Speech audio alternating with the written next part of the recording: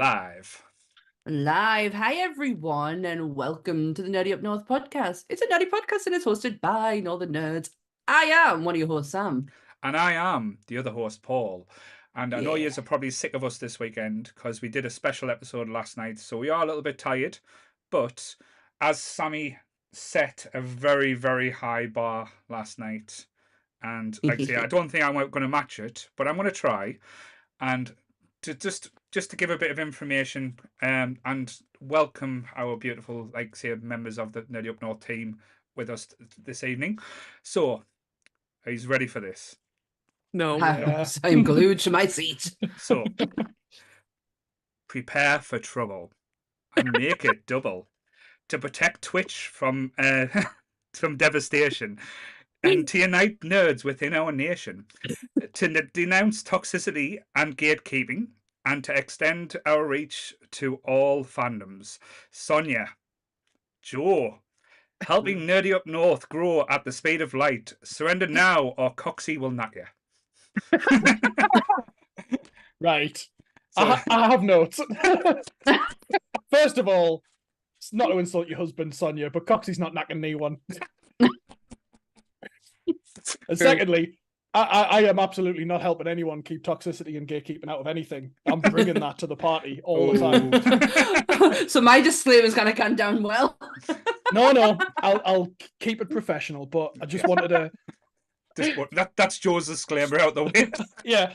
So yes, so we've got the brother and sister duo, the Team Rocket of Nerdy Up North, shall we say? Joe Love and it. Sonia are joining us even. So how are you guys? Good. How are you guys? Thanks for having me back again. again. And again. And again. And again. Always lovely to have you on, Sonia. It is, and Joe, it's a welcome return, a long time overdue.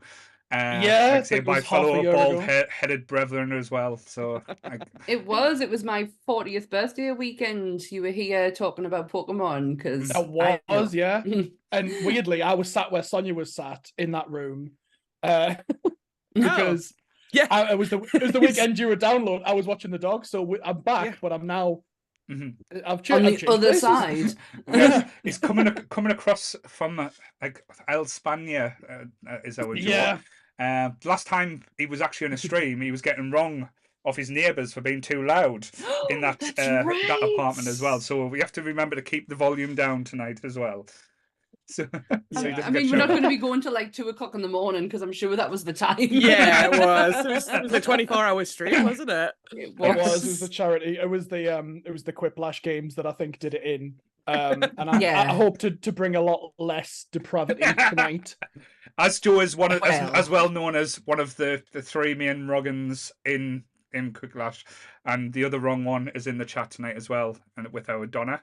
Nice to see everyone in the chat. So thank you everyone for joining us. We've got some new faces as well. I think I've just saw Leighton pop up as well. So very, very happy to see Leighton. It's been a while. It's been a minute, my good I friend. know. Hey, Leighton.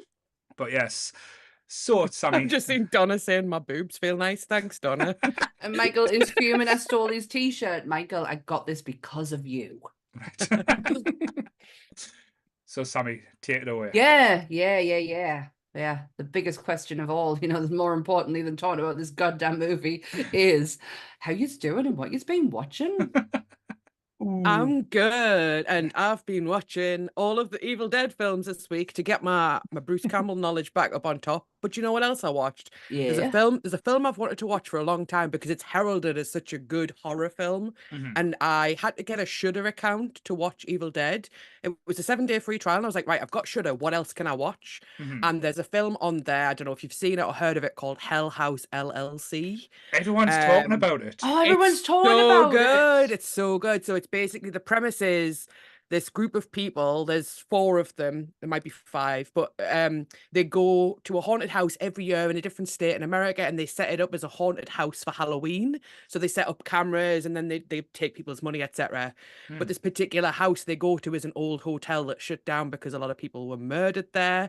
and the horror in it is all done from the perspective of like the security cameras and stuff. It's So it's so found good. footage. Kind Oh, of, right. yeah. Yeah, But but the characters, I find in found footage films, 9 times out of 10, you just don't care about the characters. But in this, Yeah. they're so well Yeah. acted, and it's such a low budget film for how good the acting is that it feels real. Right. Right. Yeah. And the horror, oh my god, like they have like these big clown dolls, and there's moments where people just wake up in the middle of the night and they come downstairs and the clown's just standing in the hallway and not moving. Oh Like, no! it's so good. It's so good. Dan, who I do monsters with, she put a post up about it, and I was like, "Oh, intriguing." And my husband this week went and bought a 75-inch television. Ooh. Yeah, Look yeah. at Sammy showing off. I've got a fucking big in Oh, it. just- That's what I've you're got a saying. really big fucking I really wish I was showing off. I'm not. It is fucking huge. It's class, but it very much stands out. And Just I'm really wait till she nervous. watches the big TV porn on it. That's what she'll be doing. Yeah. Used to say I haven't already.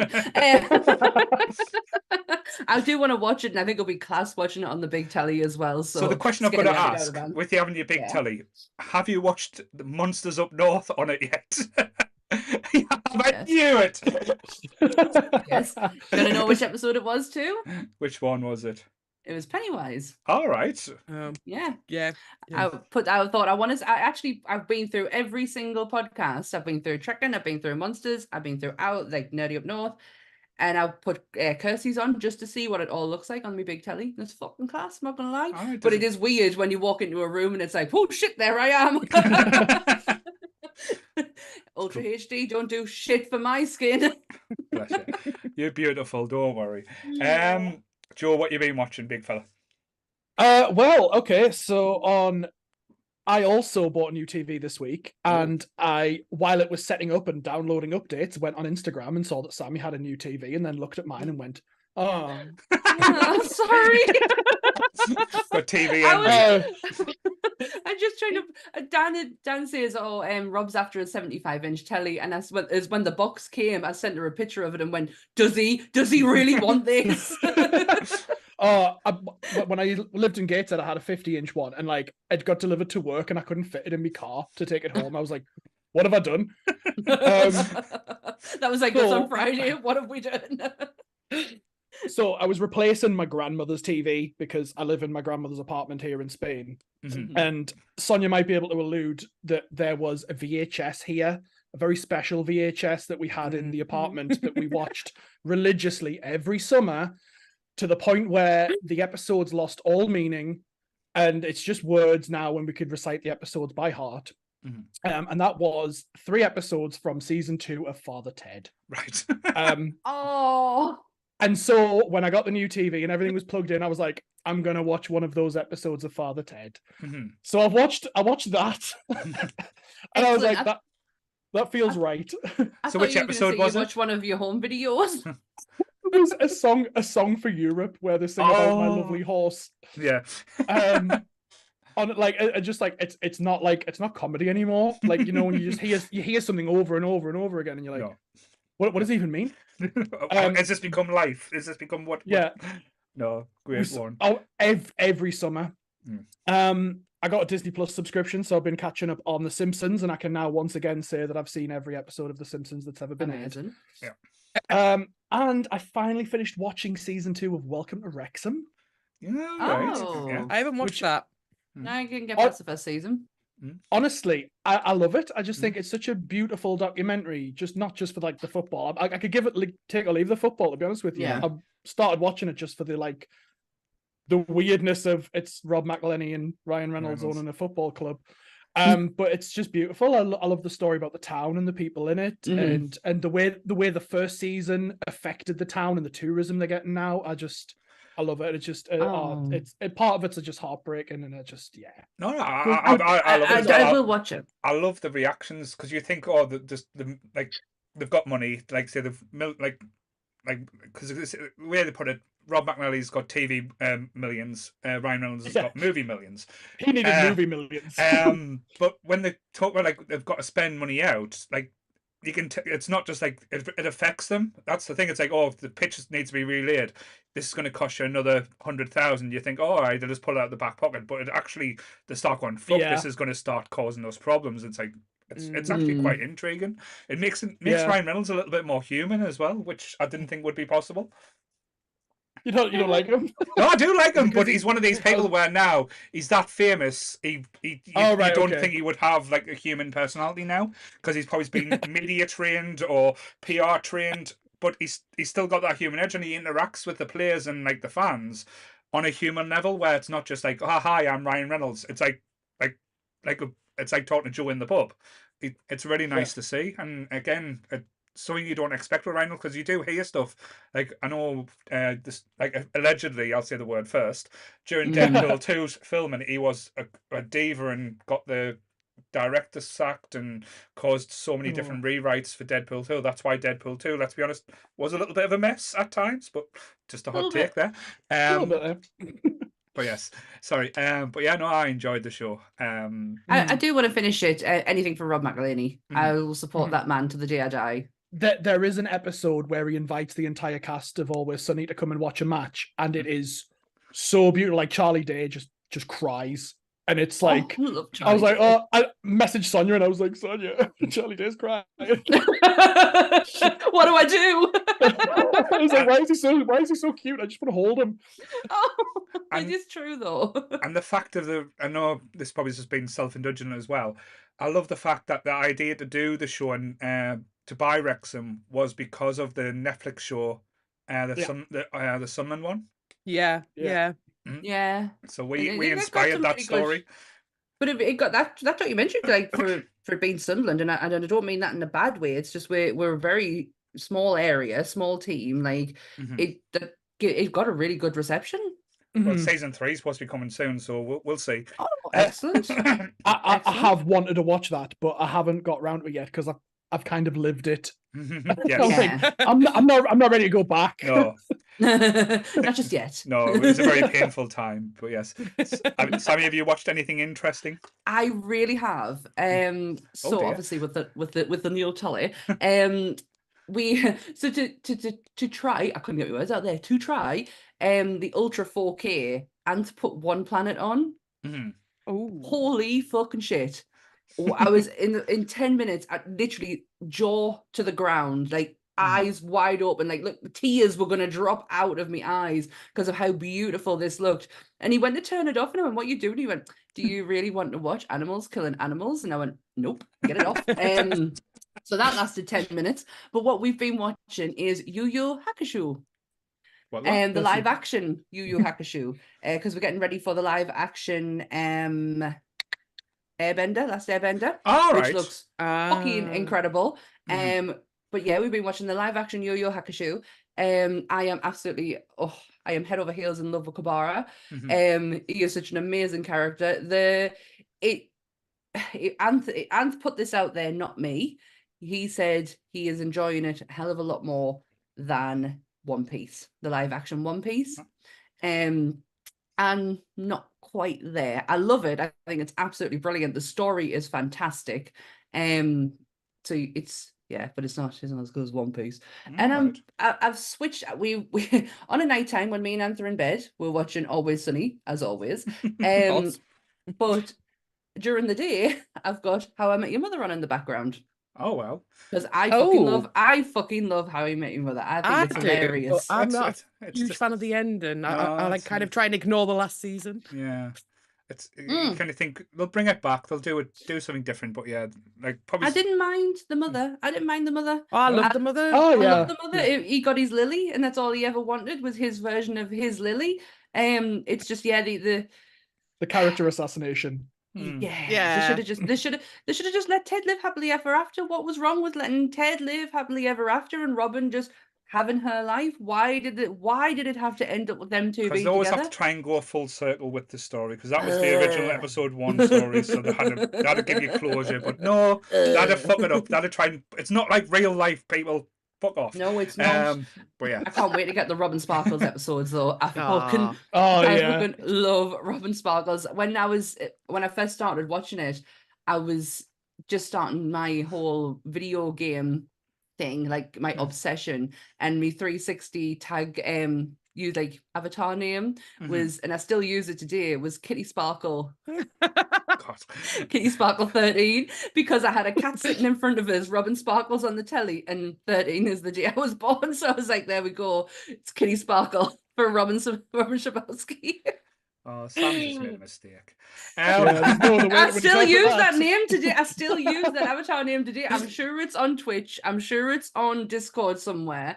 So yeah, Kitty Sparkle 13, get it. Yeah, that's what I've been watching. I've been watching some weird shit, not gonna lie. You never. What? There's a Oh, you dick. there's a new show. Well, I don't know if it's new. I've only just noticed it. Because I love these shows that's on Netflix that's got like the Korean but the dubbed. It's called The Devil's Plan, where it's basically just like Squid, like a Squid Game-esque, but they don't die. Where they've got these really like smart Koreans over and like putting like these amazing quizzes and stuff on, but the show would be absolutely shit. But it's the dubbed over like what they think they're saying, or if they're saying something and it's not quite like in the conversation, it's like, I don't quite get on with you. We're not compatible. So then they both walk off in different directions, and it's just like I don't give a fuck what's happening on the show or what's happening like who wins or who loses. I just want to watch it for the really awkward and weird voiceovers. It's just hilarious. But yes, so that's what I've been watching. Yu Yu Hakusho has, it's all dubbed, and at some points it looks like the actor's mouth isn't actually moving when there's dialogue being said. I love it. Oh, so is that all you've been watching? Not really had a chance, really. I've just been working and doing podcast shit. That's true. Oh yeah, I did watch the movies for this week, and for Monsters too. So I watched them. Yes. So, do give us the disclaimer then, Sammy. I will. So, everything discussed in today's episode is our opinions and our opinions alone. If you'd like to discuss anything from today's episode, please come and join us in the Facebook page, the Discord, or the comment section, where we can have an open discussion. What we won't have, though, is anyone coming for us and telling us our opinions are wrong. We can all agree to disagree in fandom. So let's keep it fun, keep it kind, and keep the toxic behaviour out of nerdism. Yes, Joe. Thank you. Yes, Joe. Right, now that's out the way, I can start dropping clangers. Let's go. Hey, so, if you want that disclaimer dropped straight away as soon as you come on, just let me know. That's what we've got to do with every time. That's what we've got to do with Graham. Yes, Graham's got to be done before he even breathes. But yes. Before we just forced him on mute. Yes. Yeah. Before we get into the nitty gritty of Army of Darkness and the greatness that is Army of Darkness, do you want to know the tagline? Go on then. Of course. I fucking love a good tagline. There was several for this movie, not gonna lie. But my favorite is, ready? One man, 1 a million dead. The odds are just about even. Nice. Oh wow. Yeah, that is the tagline for this movie. There was a fair few to pick from, but that was my favorite. Definitely, the advertising campaign for this movie was off the chain. Like I can still remember it. I think it was on the same trailers or advertisement around the same time Mallrats came out. So it got the VHS release, and that was like the two films that was always advertised. And you know, when you used to rent a movie and you used to get videotapes where they used to have trailers before the movie. Army of Darkness and Mallrats used to be yes, in a world where there's a man who had lost his hand. But yes, this was one of the ones that thing, and it just blew me away. And I remember watching the Evil Dead movie when I was very young, and again, like all these movies, we shouldn't be watching these movies when we're very young. And then seeing this and thinking, oh, what's this about? Because Army of Darkness, it doesn't say that it's an Evil Dead movie. All you know, it's got Ash in. So it's kind of like that's the only thing you can make the comparison of. But just before we start to get into it and getting all excited, because I am excited to talk about this movie as well, because all these podcasters we've been talking to, all these different people that's been getting involved, everyone's so professional these days, and so I've had to take notes because everyone's telling us these days you've got to do notes to be a podcaster. So I went, I'll give it a try. So And Sonia's like, yeah, but I know, but It's all Sonia, up here. Tell him here. your memory is like Yeah. I'd say unbelievable. So yes, If I had your memory, I wouldn't have to write notes. But because my memory is so shit, I have to. It literally, I have things that that have interested us when I've been reading about it, and then as I'm watching it, I will write down things as I go along to make sure I've got the plot going downwards of my thoughts and feelings, so I get it. But do you know what I've just done? I've just given myself an electric shock off a wire. That's really concerning. don't die, Sammy. Don't set yourself on I'm fire. gonna try not to. At least we know Sammy's wearing pants tonight, guys. If she starts running away, because they literally will be on fire. Yeah. So I'm going to take a little moment to steal a bit of limelight from Monsters here, because Monsters is all about the facts. All about the facts. Normally, Nerdy Up North, when we do the Sunday podcast, it's all about the feelings and how they feel. I've got some facts for this movie. Can I lay some facts on you for you? You lay some facts on us, and let's see if your facts matches my facts. Cool. Lay them down. Yes. So not only did I watch the movie, I did find a documentary called Medieval Times: The Making of Army of Darkness. So I give that a bit of a watch, and it was basically just like The original title. Yes. For Army of Darkness. That's one of the facts. Yes. Medieval Dead. Sorry. It was called Medieval Dead. The Medieval Medieval Dead. Dead. Yeah. Medieval Dead. So fun I'll fact cross number that one. fact out. Let's get our bingo pens ready. Yep. Fun fact number one. Bruce Campbell actually took horse riding lessons for this movie because he was in the prime of his life, and he thought this is going to be the movie where he's going to learn to do shit for. So he did take many of different lessons, but one of the lessons he learned was horse riding, and he fucking hated it. You know why? Balls. He kept on falling off the horse and hurting himself. He couldn't stay on the horse. So he learned to do it, but he was really shit at it. And he said he never wants to get back on a horse again after this movie. So that's fun fact number one.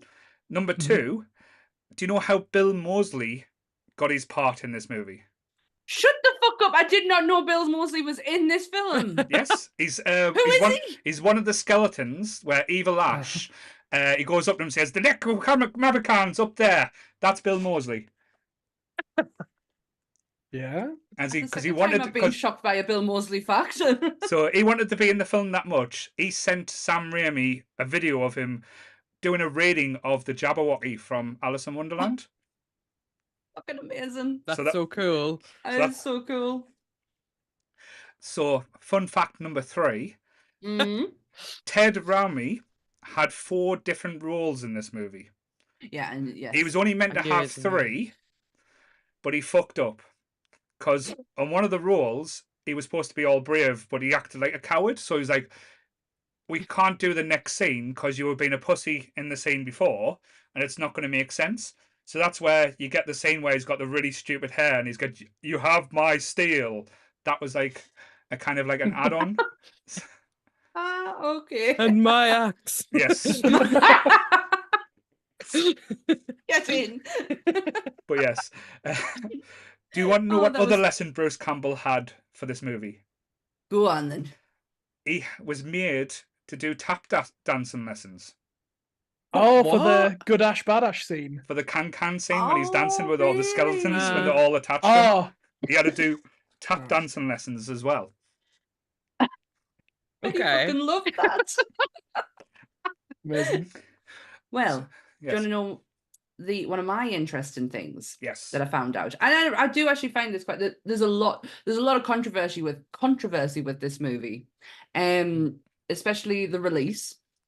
It's if you look on Wikipedia, it tells you it was released in 92. It was actually released in 93. Right. Because it was given to a film festival originally, and then Universal came in and went, we don't like this. We're going to fucking change this. So Universal Studios came in and changed so much, including obviously the ending, which we'll probably talk about later on. Yeah. So yeah, Bruce Campbell fucking hates Universal Studios for that. Wasted an entire year of his life. His life was he couldn't do anything else. Who's to say he wasn't going to get brought in for other reshoots or anything like that? He literally lost a year's wage because of that, of them interfering. And the actual title for this movie which I only realized is in the opening sequence. Mhm. It's not Army of Darkness. It's Bruce Campbell versus Army of Darkness. That's the actual official title. Mm. But again, Universal Studios went, it's too fucking long. Yeah, didn't like So it. Didn't like it. So Sam Raimi went, I'm still fucking putting it in. Hence the reason why you see Bruce Campbell versus Army of Darkness when the titles come up in the whole puff of Mhm. smoke. Yeah. Yeah. It's Yeah. still in there, which I Mm. found was fucking hilarious. It's also a homage. The Bruce Campbell versus Army of Darkness is a homage to Abbott and Costello. There's so many different homages in this movie as well. Yeah. So It is. many, and I'm Yeah, just going to really leave it at that is. and probably knock some in as we talk about the film. I've got two more facts for you. One's just, it's not a fact, it's just a story. I'll tell you. The budget was only 11 million, Yes. which is astonishing Only. I know, but if you see that, I'm sorry, I know. the actual makeup that they made in this film, Yeah, the the practical SFX. effects is fucking out there, and the stuff that I do. The story that Bruce Campbell told as well about the actress Embeth Davis as Sheila. Miss Honey. The Yeah, producer, Miss Honey. one of the producers didn't want her because she didn't have big enough boobs. So they had to fight to have her because You'd be all right, Sonia. there was an Italian producer and he liked these women bustier and said she needs to be a busty.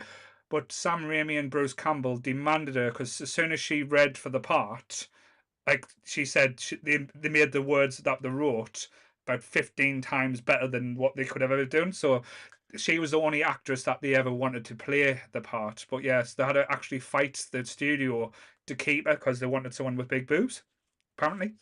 And she went on to do Schindler's List after this movie. Wow. Yeah. She's also she proved she can do it. Yeah. Yeah, absolutely. And there was also just another controversy with the whole release because there's so much about it.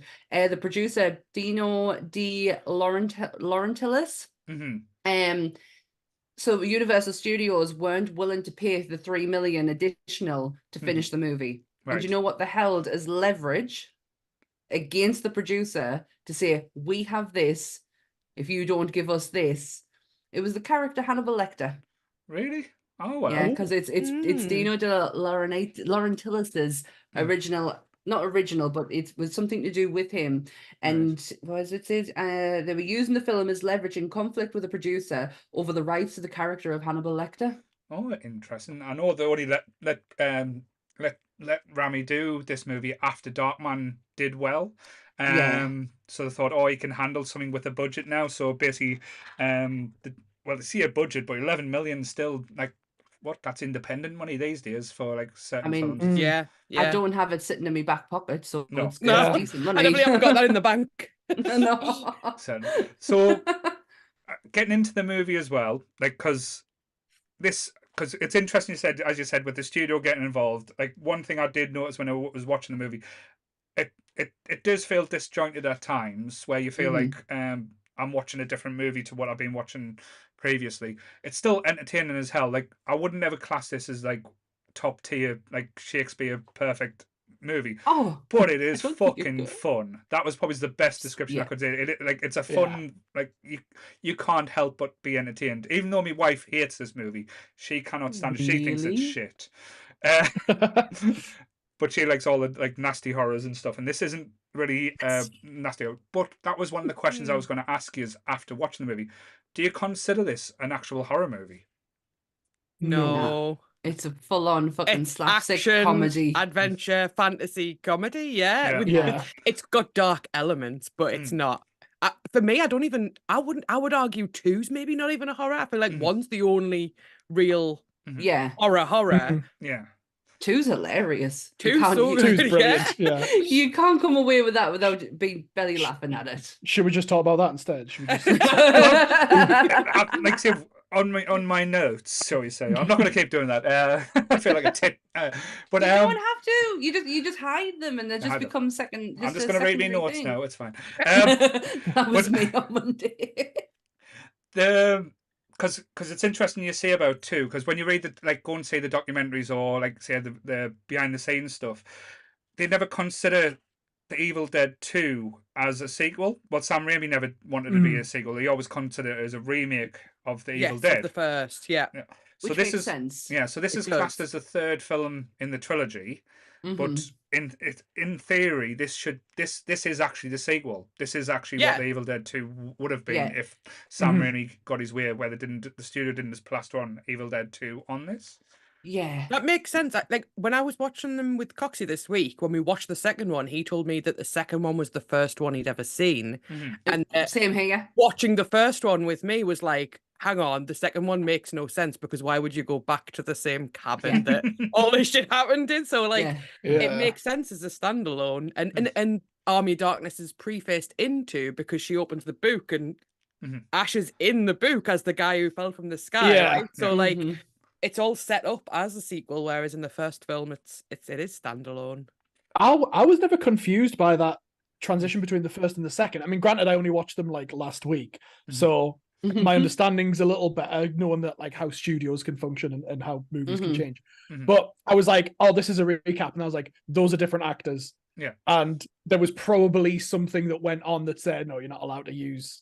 You know, it's the what was his name? Back to the Future, Crispin Glover. Yes. Yeah. Like, you're not allowed to use my image in this shit. Don't try and get away with that. Yeah. And then they did it again. Like there's 3 iterations of Ash's girlfriend in these movies at the start of every single one of them. I was like, what's going on? Well, they made a joke about it as well. Yeah, they actually purposely, after they made the second one, they didn't want to get the same actress back for the third one to play Linda. So again, Bridget Fonda? It was, and like I shit my pants when I saw it. I was like, holy shit. Apparently there was more stuff filmed with her where Ash was lech on her and stuff that was cut out of the movie.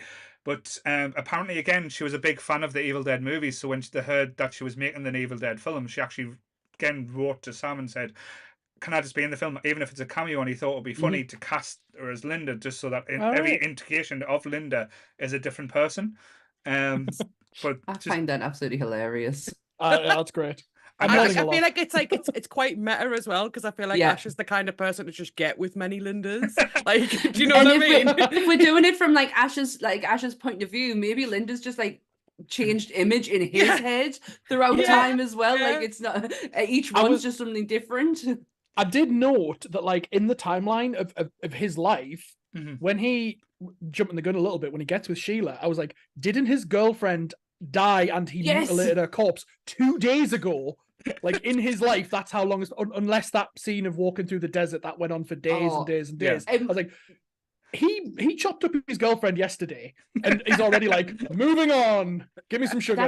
That was give me some sugar. That was some I actually wrote some of the lines as it went along as just so I didn't forget them. But what got me is the opening scene when he's walking through the desert and he goes, I'm a slave, and I'm like, dude, you've been there for 2 seconds. Like, no, you're not. He absolutely is not either. Like they're taking him prisoner to go and execute him. I'm like, you're not a slave, man. Like making out like he's been there for fucking centuries, and it's like, dude, you've been there for like 5 minutes. Calm down. I'm here for it. Like I love like Ash is a drama queen. I'm here for it. Massively. He is one of those, like, one of the things I know, like when I was watching, I was getting like it's meant to be this way. He's like the anti-hero, but he just isn't a hero material. There's nothing hero about him. He is like he's like sexist. He's a pig. He loves himself when he's got no right to love himself. Like in these movies as well. But one of the things I did write down, and it did make us laugh, is Bruce Campbell is strangely attractive in this movie. Like he is beautiful. He's got the American chin. I do have a note here that just says Bruce Campbell's chin. Mine says Bruce Campbell's hair. Right, he has very good nice hair. I was very jealous of his really hair good hair. The first quotable line had me decked. I had to literally pause the film. Well, hello, Mr. Fancy Pants. I decked on the fucking floor. I forgot it. I used to watch this all the time. Evil Dead 2 is one of my favorite movies of all time. Like, I really do. I do hold that in high regard. And I think because my dad, who doesn't do horror at all, he bought me it from Music Zone. And I was like, I used to work Oh. there. Oh wow. You served Sammy's dad. Probably not. We all have at some point, right? Hey, get in. Whoa, that's my dad. So yeah, my dad bought us it on DVD, and it was like one of those moments like, he gets me. He actually gets me. Yeah. And it was one of, and I really hold that movie in That's such high lush. regard. And Army of Darkness, obviously, I just feel like it comes hand in hand. You can't have two without Army of Darkness. Yeah. Yeah. But quite I literally just with forgot. the hand pun there as well. Yeah. I just forgot how good the quotes were, and we hadn't even gotten into the film. And hello, Mr. Fancy Pants comes up. But there's one of So them good. I'll get out the way with is, you ain't leading, what was it? You ain't leading shit but two things right now. Jack and shit, and Jack just left town. Jack just That left. that was my voicemail for years.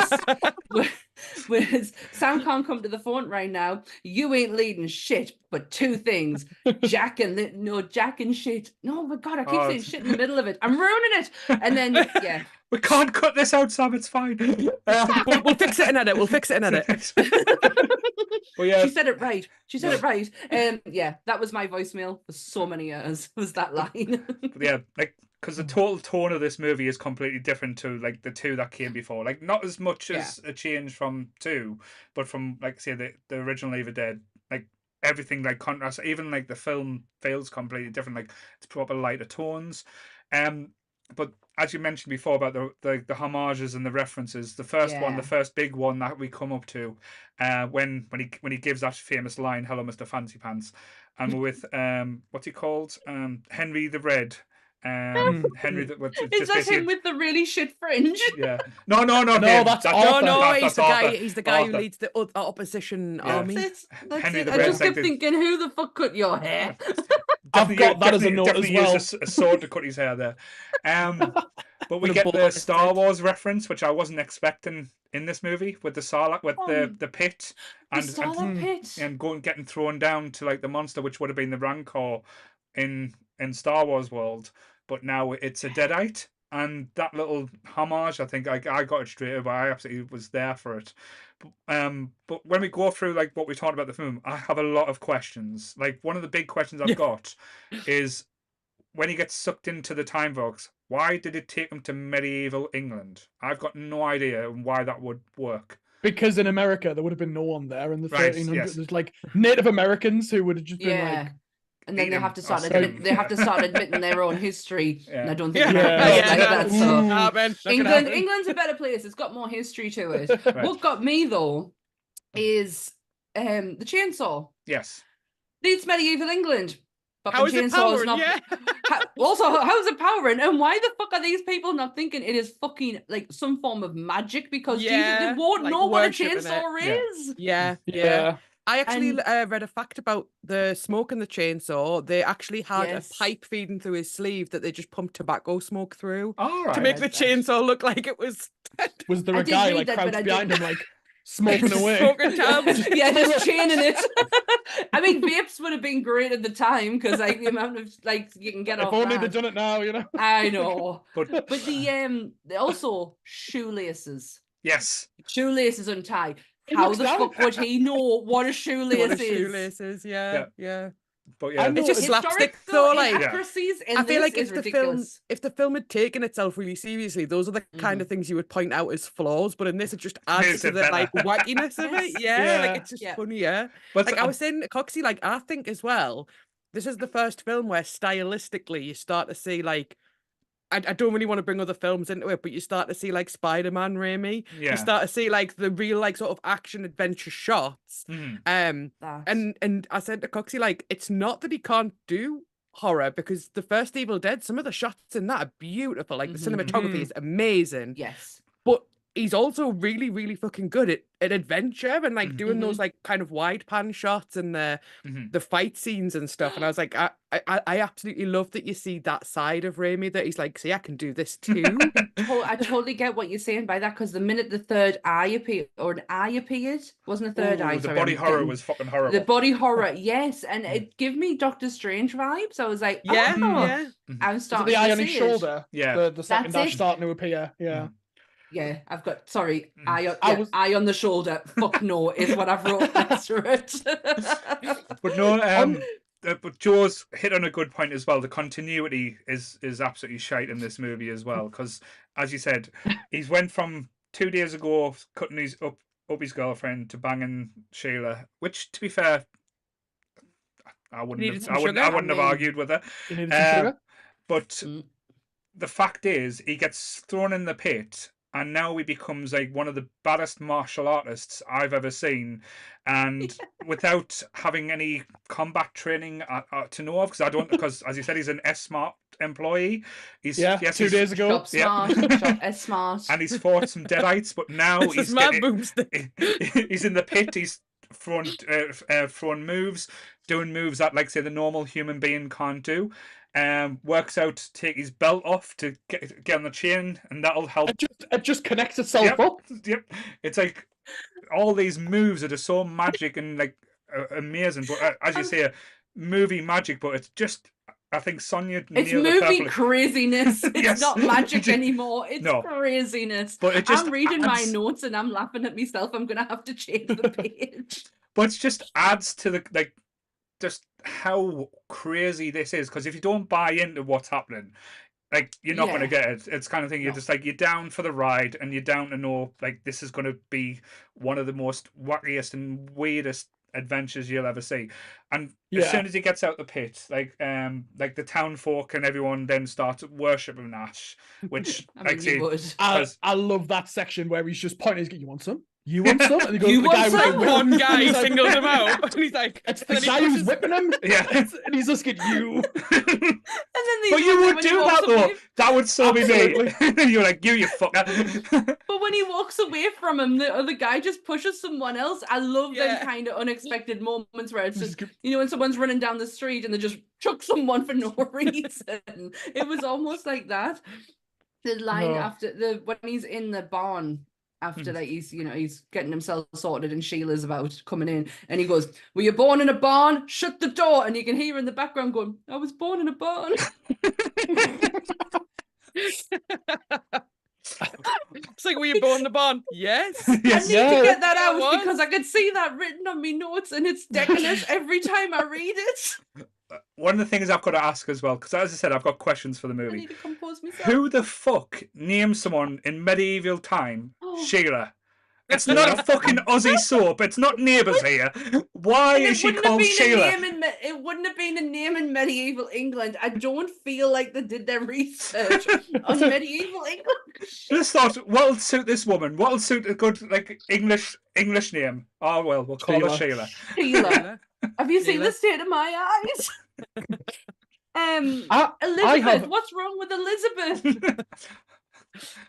In that scene with the pit, I must question as well, right? They pushed that first guy in, and I did know as well, very, very little blood in the whole movie because it was moving more towards like action, adventure, fantasy kind of shit. But then there's just this geyser of blood, this huge eruption, and it's massive, right? And everyone's like, "Oh!" And then that's when Ash is like, "Oh, I know what they've got down there." He's like freaking out. When he gets down there, this thing just does a few flips and kicks him in the balls, and I'm like, what did all that blood? Where did it come from? Why was the previous guy? Because it's clearly not down here.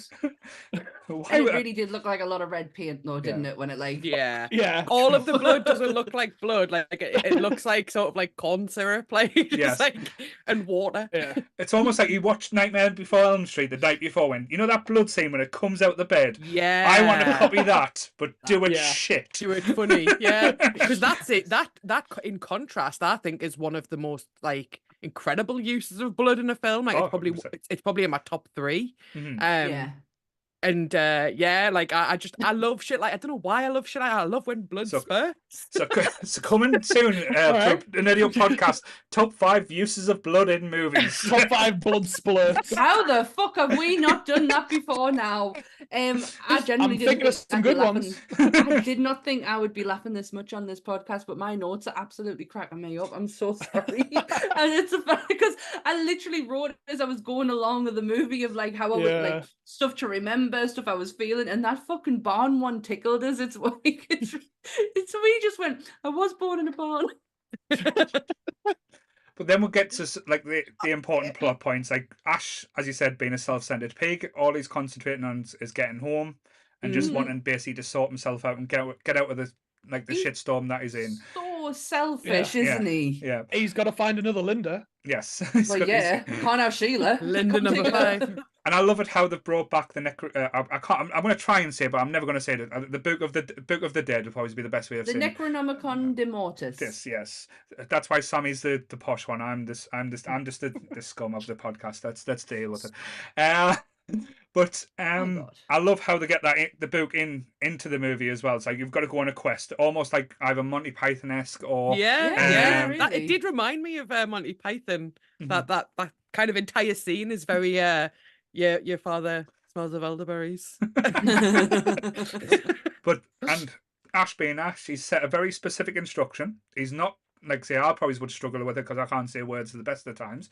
I But wrote it down. Yep. The sentence. Do you want to say the sentence? Anyone want to give it a go? Klaatu Barada Nikto. Nikto. Nikto. So, fun fact, Bruce Campbell, every time he says it, does actually say it correctly. And it was a big problem because they were trying to say you need to not say it wrong. You need to say it wrong, and he kept saying it right, and they actually dubbed over the top of him what he's meant to say. No way, because he kept saying it rightly. Yeah, he's just too good at his job. Too good, and he was like. Every take was just for fuck's sake, and he just kept saying it right. That is. To be fair though, he might have just wanted to get home. He was like, "Fuck this! I'm not doing the rest of the movie. Get us home." Well, this is another homage. You talk about homages through the movie. This is also another homage. The wording of it is taken from the movie The Day the Earth Stood Still. Yeah. It is how they used to stop the robots from destroying Earth, but it's actually how to Barado Nikto is what's used in that one. I read that they weren't going to use it in the remake, and Keanu Reeves insisted because he said it's such an important line. So it's in the remake as well. But he shuts the robot down with it. It's just a shame no one saw that movie. I did. I just love Keanu Reeves. I want to protect him. I want to go to all of his movies. Anything. I just want to like support all of his endeavors so that he's happy. Did you know though, like say for the movie as well, they couldn't use the original book for a simple reason. Yep, for one simple reason. You know the scene where Ash is climbing out of the book?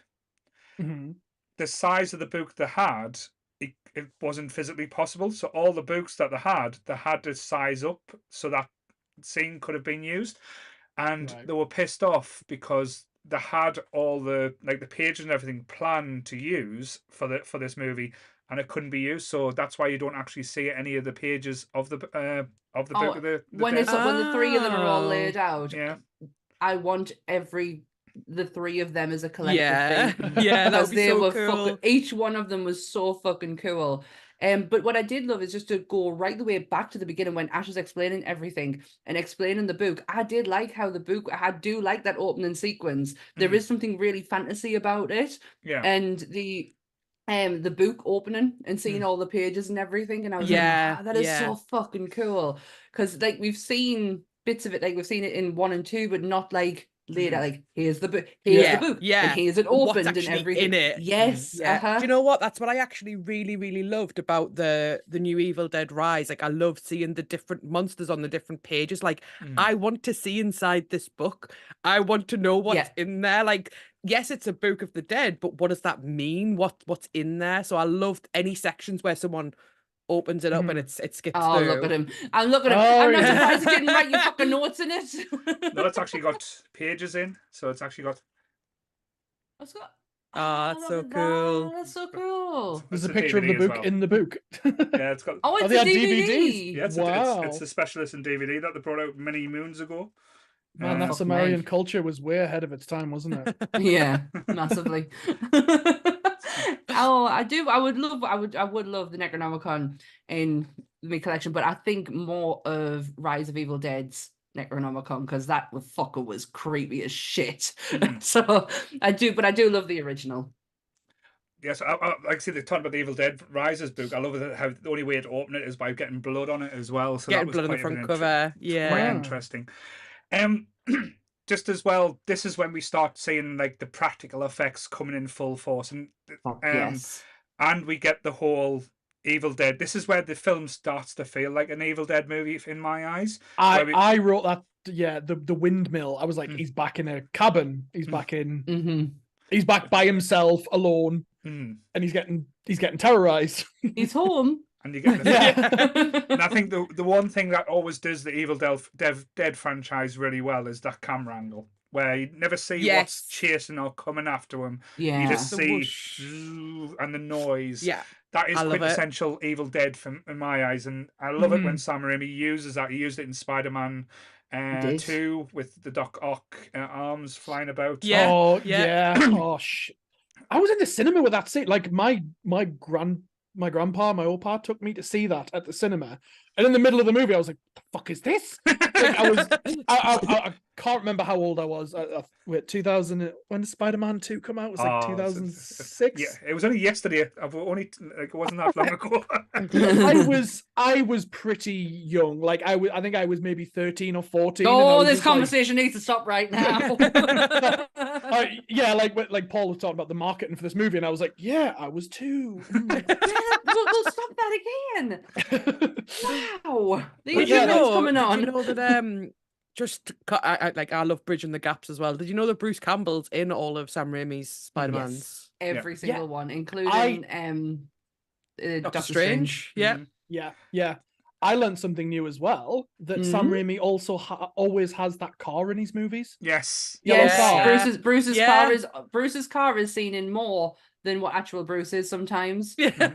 It's kind of like thinking about the mirror from Oculus when we were talking about how everything that Mike Flanagan does, the mirror's always in it. And then like for Sam Raimi, it's the car. And like it got us thinking about other people. I was like, what other like iconic things do you have? Because that car really it carries so many scenes in so many of the Evil Dead films. When I read it, I couldn't place it in Spider-Man. I was like, where is it in Spider-Man? Well, I looked it up, and it's Uncle Ben's car. Yeah. It's the thing it's the thing that gets him killed.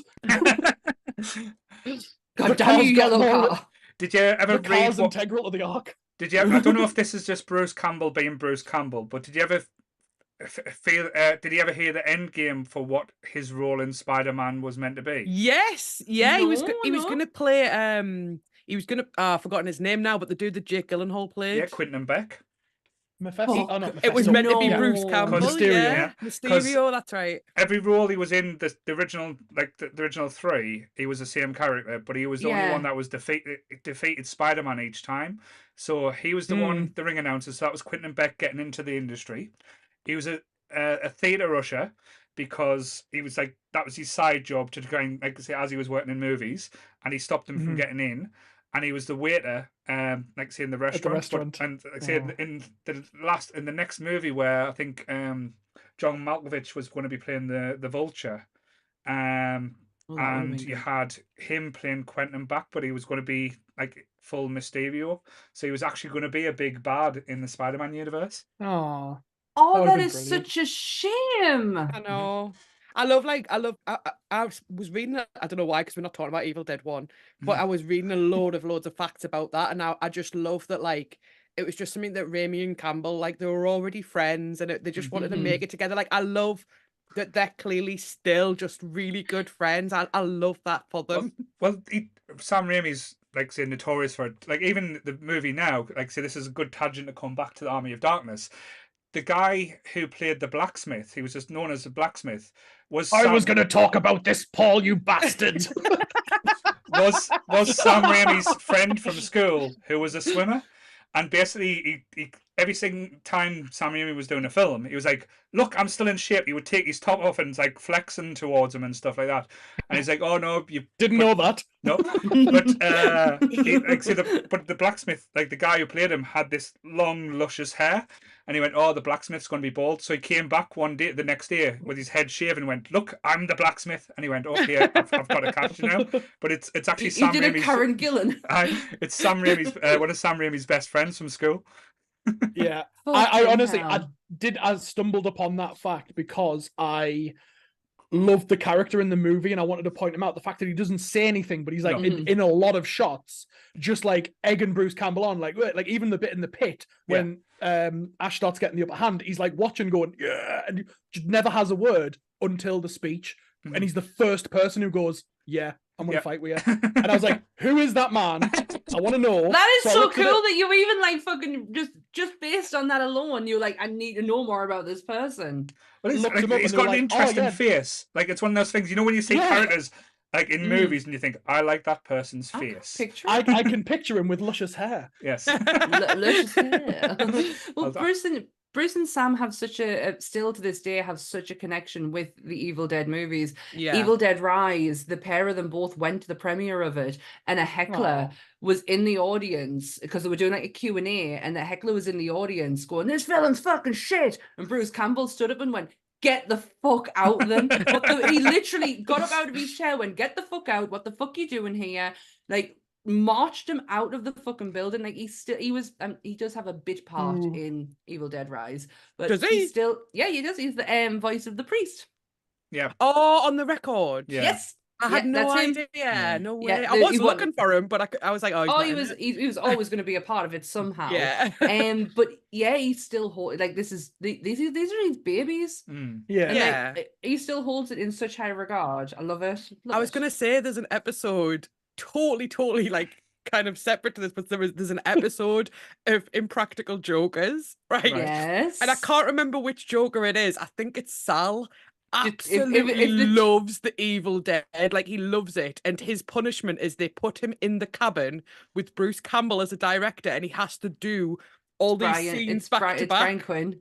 And he has to put his face down in the puddle, and he's like, longer, get your face in." It's Brian Quinn. Because Sal's not a horror fan. That was the running Oh, joke right, with that's Sal, it, because he that's doesn't it. do horror. Can you remember when they put the VR on him and he didn't know, and he opened his eyes and he was in like a VR simulator with a little girl and everything? It was fucking hilarious. It's Brian Quinn who's the horror fan. Hugh, yeah. Yeah, cute. But like I said, I love that. But going back Funny as to fuck. going back to like the movie where we were talking about, this is what, as I said, this is where the practical effects of the movie proper kick Yeah. in. Like you Mhm. see, like the joke where they take the piss out of Bruce's chin, where they kind of stretch it out and To try and make his get it. face really Yeah, long. and he's like, yeah. "Whoa." I was so impressed with the makeup and practical effects of this. I had to go and look to the guy who did it. Mhm. He's a guy called Tom Sullivan. He's done all of the makeup on Raimi's Evil Dead, and he is the creator of the Book of the Mhm. Dead. The Oh, Necronomicon is his cool. design as well. And just to give one more credit to him, because it's the only thing that it was mentioned on Wikipedia, he did The Fly too. Oh, Nice. I Good for read him. I read that a piece of Bruce Campbell's outfit actually cut his face when he was doing a fight scene, Oh, and he got rushed to hospital because it was quite a significant cut. Mhm. On And that when face. when he got to hospital, he was covered in like the visual effects like cuts as well, like the fake cut. And the doctor was like, "What's the cut and what's going real?" on? What happened to your face? But like Oh. for a film of its time, and I think there was two special effects companies that worked on the movie. Mhm. There was ones that did that focused on the Deadites, and then there was a Mhm. separate one that worked on Evil Ash separately. All right. Because Not what I thought you were going to say. no, but like when the special effects and like say the makeup kicks in, like as Joe said in that windmill, that was some of the best like scenes in the movie. Like that interaction, I fucking loved Little Ash. Little I Ash love just the came Little out. Ashes, That was it's just so funny. so hilarious, and And they like poke him in the bum with the fork. It's so good. Ramming speed. It reminds us so much of 80s. Do you know what it reminds us of? And it's I don't know if this is just me over exaggerating this movie in my head. Time Bandits. yeah. I don't know. Oh. A Time Bandits is so Ah. over exaggerated in my head because I have this thing that it scared us. Mhm. So I therefore, remember you it's, saying that yeah, before. Time Bandits. So It's why she's when- scared of Chris. That's why.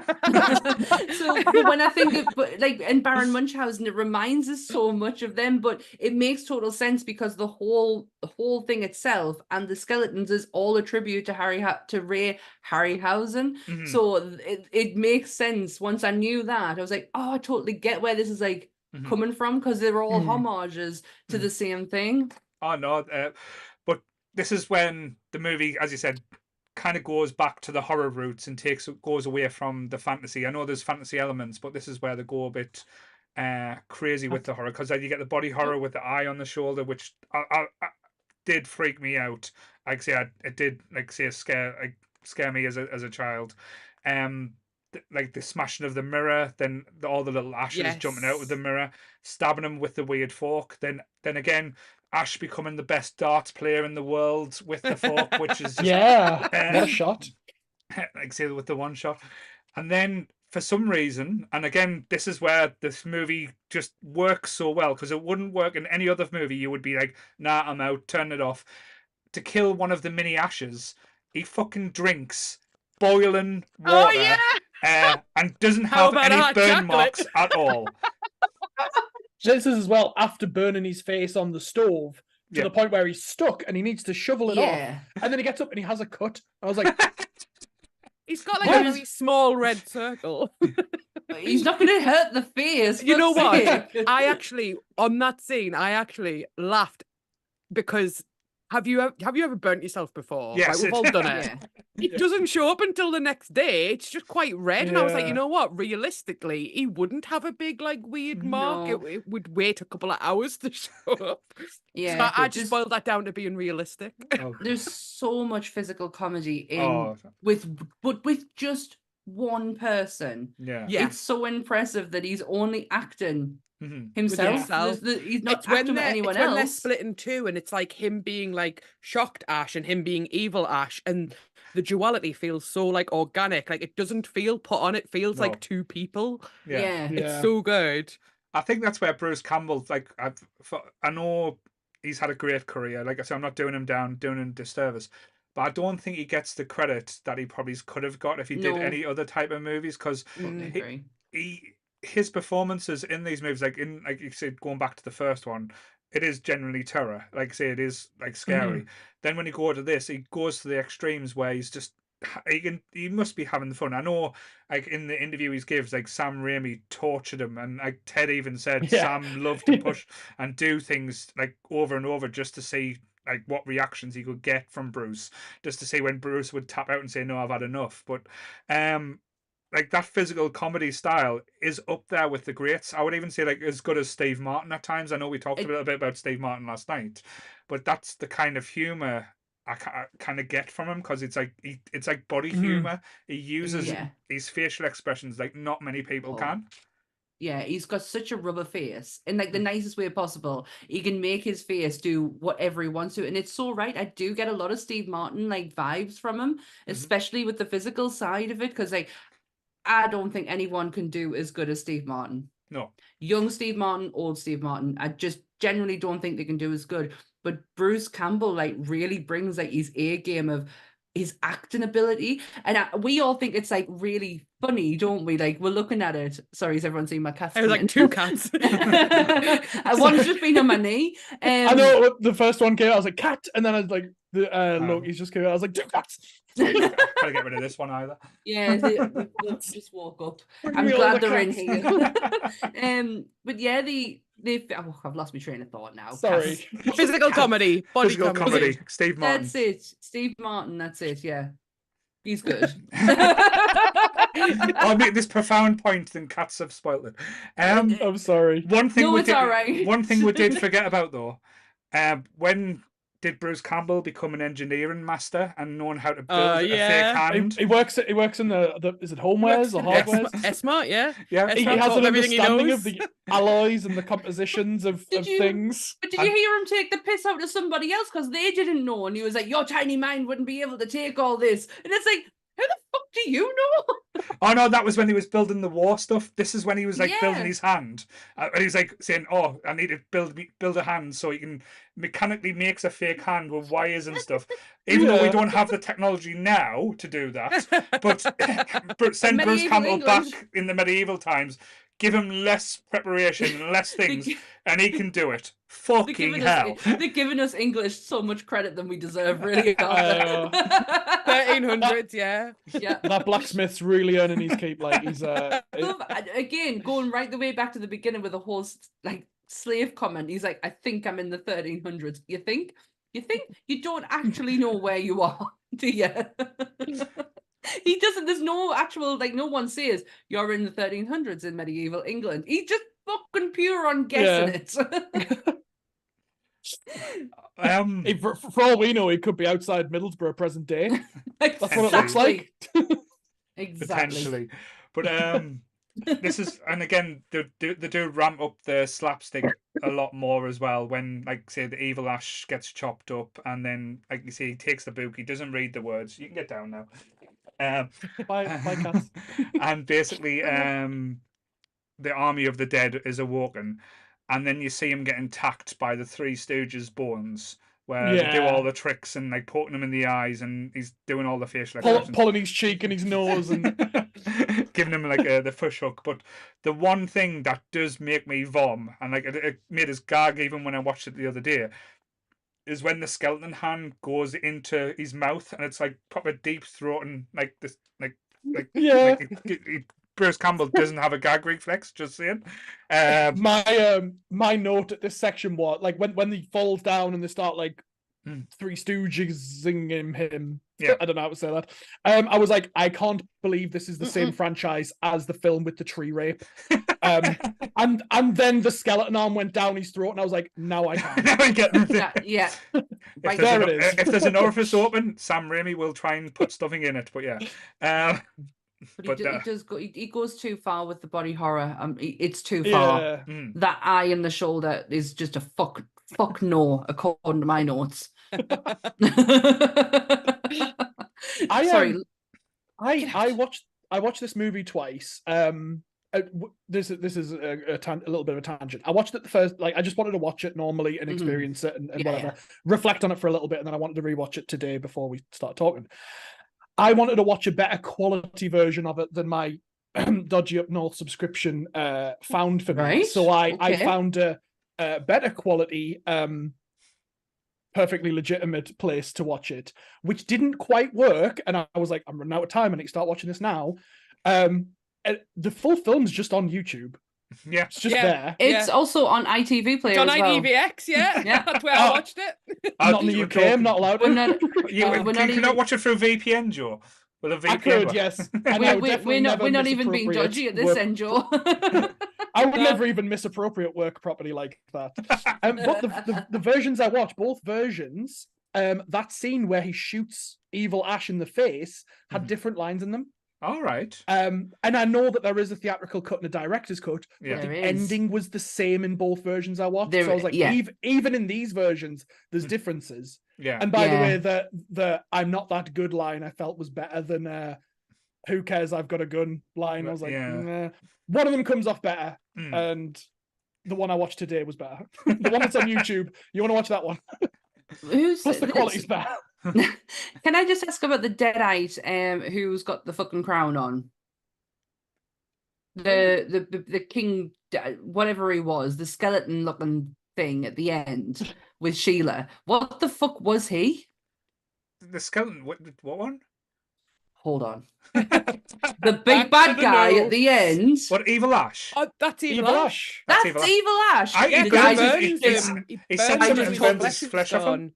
Yeah, because flesh burns I like could that. not figure that shit out. Like, where's this guy come from? And I've seen this like a million times, and just like I'm like, he's just there. Why is he there? I must have missed it every fucking time. So when he gets set on fire, then thrown over, and his skin gets burnt off like within seconds. Oh, I can understand because physics works like that.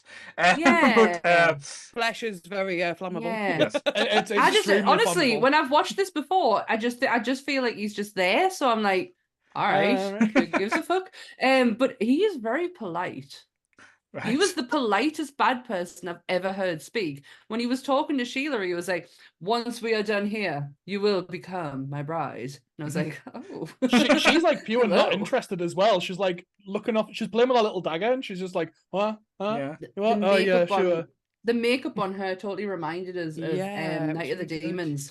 You know what I got? So good. If they did a live action gargoyles, I would look. Yes. I think that would watch one of the gargoyles would look like the female one. Remember the horns in it? Yeah. But that was the vibe I got off from her. But when we go back to Ash getting the mispronouncing the words and taking the Book of the Dead back to the village, and then the wise people being pissed off and he's let everyone down, as Ash would only do because he's as you said, he's only interested in himself. So selfish. And then he then he has a change of heart because all our anti-heroes or people who go on the journey needs that change, and we have a montage of weirdness, because all of a sudden, for some reason, Ash in his boot of his car has a chemistry book. Yeah, the books are so funny. The books are so fucking good. They're just so specific to what he needs right at that point. And an engineering book as well. Steam engineering, not just engineering, steam engineering. Steam. So either Ash has got some fucking weird hobbies, or he's trying to impress Linda in ways that we can only comprehend. He was taking this stuff on holiday. I'll show her my Steam book. Maybe she'll love it. So not only does that, he shows these people how to make black powder, explosions, great. He manufactures different things to ways that it would take 15 million years to actually do if you did have the equipment. He becomes a general in an army and starts knowing war tactics and moves. Well, And it's wait there. What is the employment training in S-Mart now? Because I want to go there just to go through this training if you're going to become such a badass that Ash does.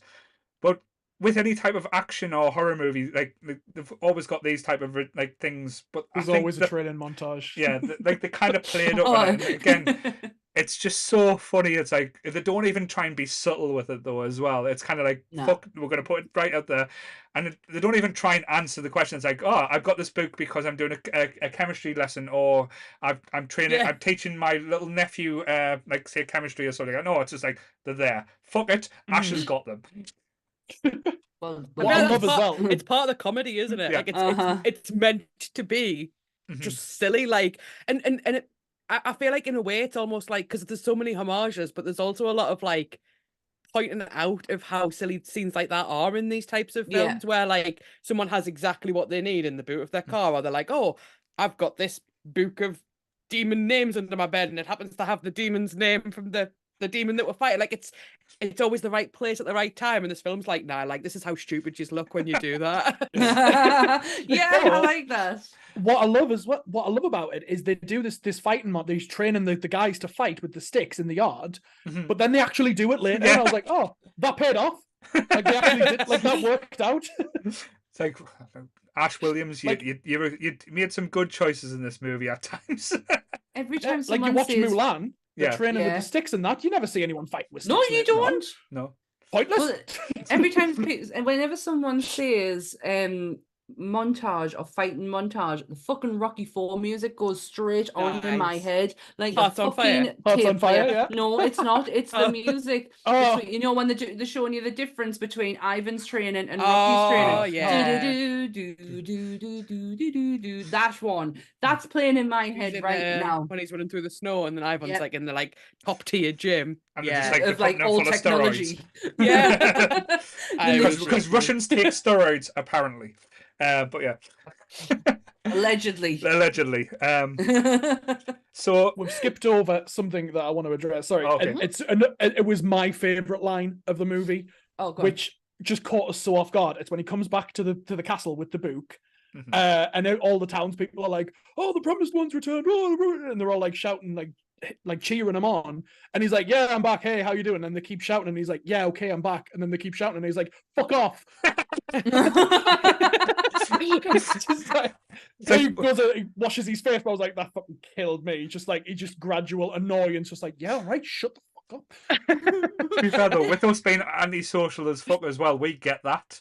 We would feel like that as well. If someone's coming up to us it's you can say hello 2 times. As a third time, I'm gonna punch you. Can I go back to one of the quotes that Sonia did say earlier on. I don't think anyone heard her say it, but the boomstick one. Yeah. How fucking funny is that scene that he is selling them that gun? He's selling them He's the S-Smart gun. Shop S-Smart, smart. 195. Shop smart. I thought it was remarkably self-aware for Ash to not use the word gun because they would not know what it is. So he's like, this is a boomstick. And they're like, oh, okay, yeah, I understand that. Yeah. I was like, wait a second, isn't he like an idiot? Isn't he a moron? Why is he this self-aware? Obviously, it's in his moment of like... I didn't even pick up on that because I couldn't get away from the fact he was trying to sell people this gun that he only had one of. I was still pissing myself. Like I was like amazed. I was like, how cheap was that gun as well? $1.99. Fucking hell, I would have bought that gun. That's America for you. Even no wonder America has issues, shall we Next say. to the sporting goods department. Shop S-Smart. The guns are next to homewares. But going back to the battle scene as well, we have one of the great scenes as well, which is again another homage to what I thought was like a big Mad Max moment where he comes out with the car and it's just basically like say being bastardized to whatever, like everything with like a almost like a helicopter blade that was just going around chopping up all these different deadites. And this is where the practical effects just like, see, you've got to give them a bit of a chef's kiss because it was shit fantastic. I'll use that term, and I'm not doing that as a derogatory. You had people in black suits with skeletons just painted on them. You had skeletons that was just mannequins just standing there just like in certain poses to get hit by the blades. And then you had the whole practical effect where people that was just getting pulled by rope that would just stand there and like it was almost like they were going to get hit. Then they were just like yanking them and you were just like, whoa, like flying off into this in the essence.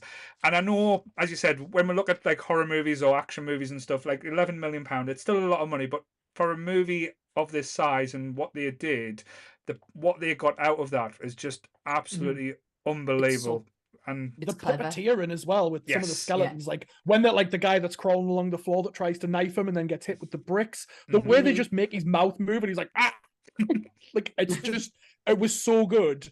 I wrote that down. I was like, the puppeteering's just, it's incredible. And it's like, it's funny as well. And that's pretty hard to do when you're trying to convey emotions with skeletons. Joe, you're spot on, because like one of the things I did look at after the movie, because I was convinced, I know the company's very much not they don't like do anything horror or scary that much, and it's weird saying that because they have made some of the scariest films ever made. I thought Jim Henson would have had something to do with this, with the puppeteering, but no, I had nothing to do with it, because the level of the puppeteering was up there with what Jim Henson does produce. Yeah, especially for that time as well. Like think of how things were progressing in puppeteering, because we had the roundabout then was the Turtles, and that was the first time that puppeteering and animatronics were used together.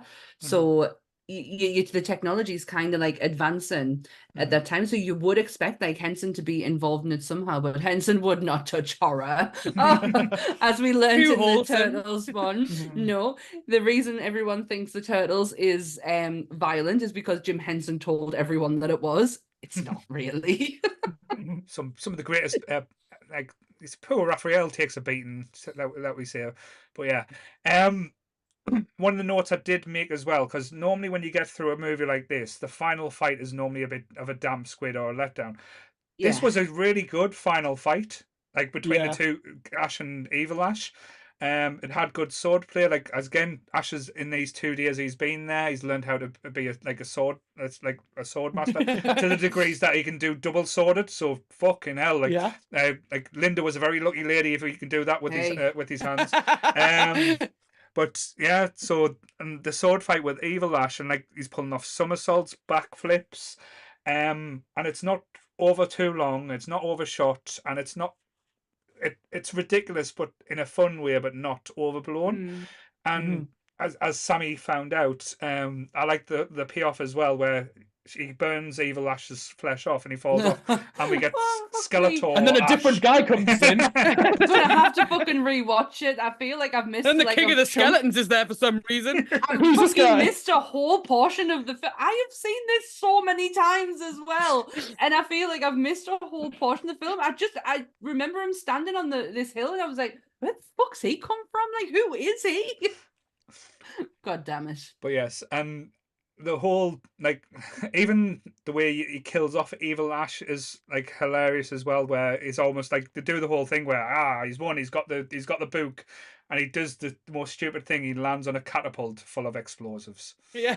Well, Yeah. I love that if you want also, to like, land on something, the duality of like Ash and Evil Ash. It's the fact that he cuts his hand off to get the book as well. Like, it's so good. Like, he's cut his own hand off and now he cuts his own hand off again, but this time to win. So Like, this it's so good. So, but This that's is why they keep this is inviting you why back. we have Sonia on the podcast. She Yeah. adds Yes. so much more.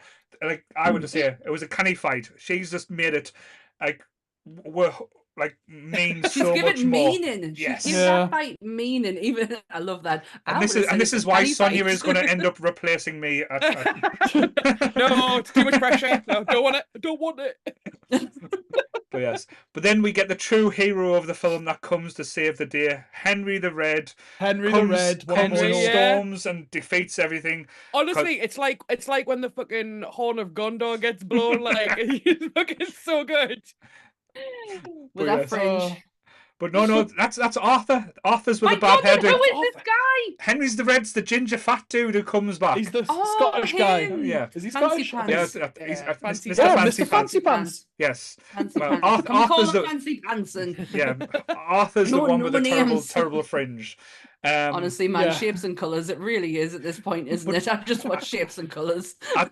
It's hilarious though because the actor who plays Arthur is a classically trained British actor who's from London West End before he came onto the Army of Darkness and done this. And this is the movie he chose to be like, Amazing. right, I'm stepping out of the theatre and I'm going into the movies. I'm going to I know. Hollywood.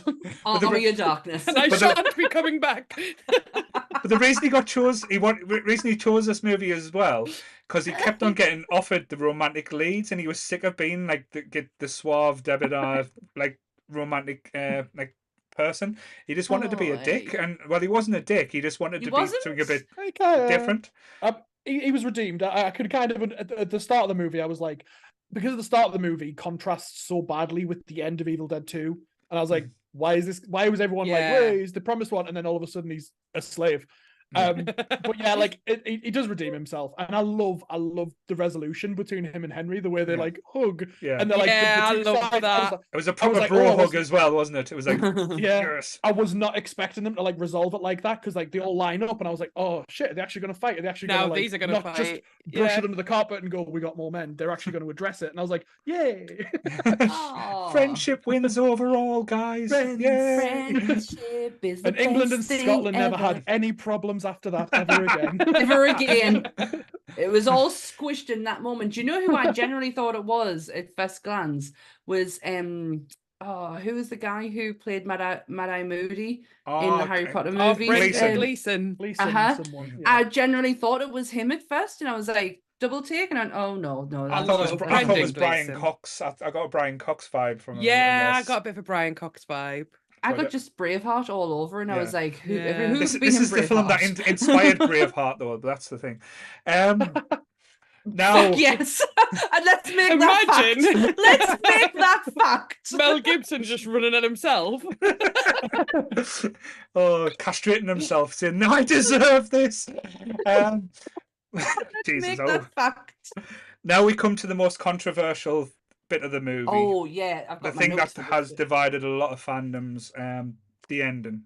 Yeah. Now, as you said, there's the original ending that the studio changed.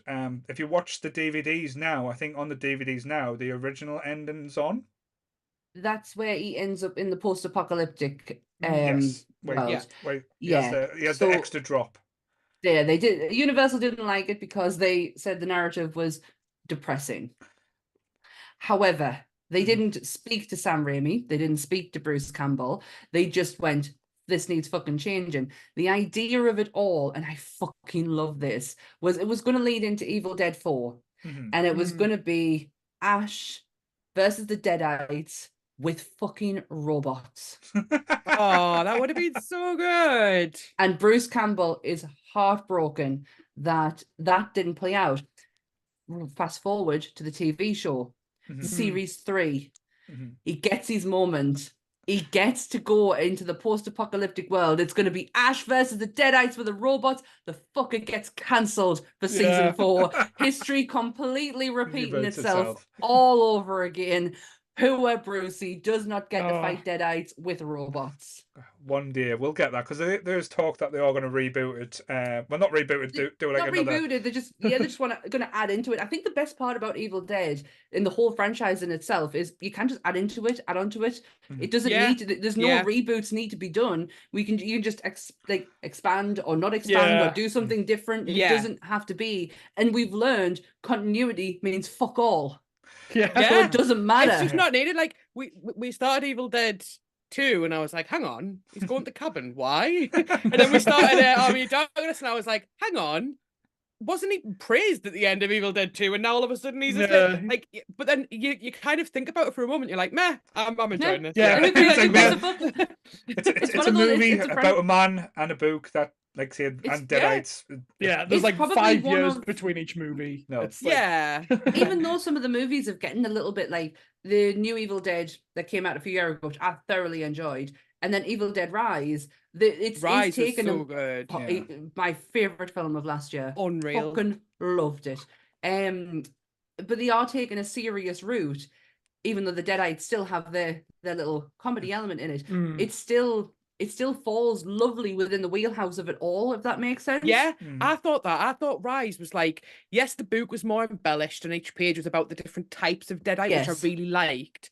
I also thought this could be the same book. It could be that the book has been picked up by a priest and ended up in this house. I love that it was set in like a flat block and around a family, because you wouldn't expect that, but it could very well be the same universe. It doesn't have to be a separate film. And that's the whole point, is anyone could accidentally come across the Necronomicon and accidentally make this happen. And that could happen now. It could happen 30, 40, 50 years from now. Like, it's timeless. Don't speak Latin in front of the books. Yeah, we kind of got a little bit, like, that was my big, not disappointing, because I loved Ash vs. Steve Dead, the TV show. I thought, like I say, it was done well at times. There was some bad episodes, but I think I got the first season and that's it. But the first season, it kind of hinted that you were going to see all the different demons, and I thought it was just going to be like X-Files and Monster of the Week, and I would have thoroughly enjoyed that. But they went very big and done a different way. Lucy Lawless was fucking fantastic in that show as well. Just I haven't watched it, I haven't actually seen any of it's on Netflix. I know. I've seen it a million times, but counterpoint, it's the only thing I had seen in the franchise. Oh, when we started all That's this, so interesting. When Paul invited us on the podcast, I was like, right, I guess I got to watch the rest of it, because I've only seen the TV show and loved it, and was like, I'm not bothered about this. The only thing I was worried about was watching horror, because I was going to come on and bullshit you is that I watch horror all the time, but Sonia's here and she can very much vouch. Lying. I'm the horror buff. We watched horrors we used to hang out with Sonia's and watch horrors, and I'd be like, oh, Joe. It's all right. Like, I made him watch Sinister, and he literally had his dressing gown hood over his face. So sometimes I'm fine, and then other times I'm like that, and I was like, there's no in between. I actually, Paul went to see Evil Dead Rise first, and I went to the cinema by myself to watch it because no one was about, and I was like, fuck, I really want to see this movie. Like, the trailer for it looked amazing, but the first thing I did was message him and go, is there any jump scares? And I know fine well I'd get an honest answer out of him, because he is a big chicken shit when it comes to stuff like that. Yeah, I love horror movies, but when it comes to blood and guts, I am soft as. So I knew I would get an honest answer. I knew he would tell us if I'd be able to survive the cinema on my own. So I was like, I'm going to get honesty here. I'm like me. I'm like half like me mom and half just like inappropriate laughter. Like, that's me when I'm scared. Sonia recommended I watch Hereditary, which has a very Why? Why? Because it's so good. Like, I know what it is, but what he's just told us. Why would you do that? Because Sonia likes to see intelligent. Suffer. It's not tense. It's not suspenseful. It's like, it's just deep, dark psychological horror. And I was like, I can get on board with that. I watched it and I was absolutely creased. Yeah. I was just like, she was like, you have not interpreted the tone of the film. None of you gonna laugh at Ari Aster. Like, I can that get scene. I was like, Joe, if you're laughing at that, you might as well turn the film off. I do uncomfortable laughing. Like if I do Terror in the Trees, and like, you know, like when people come up to you and try and scare you, I just burst into laughter. I can't. That's my go-to mechanism when I'm scared, is to laugh.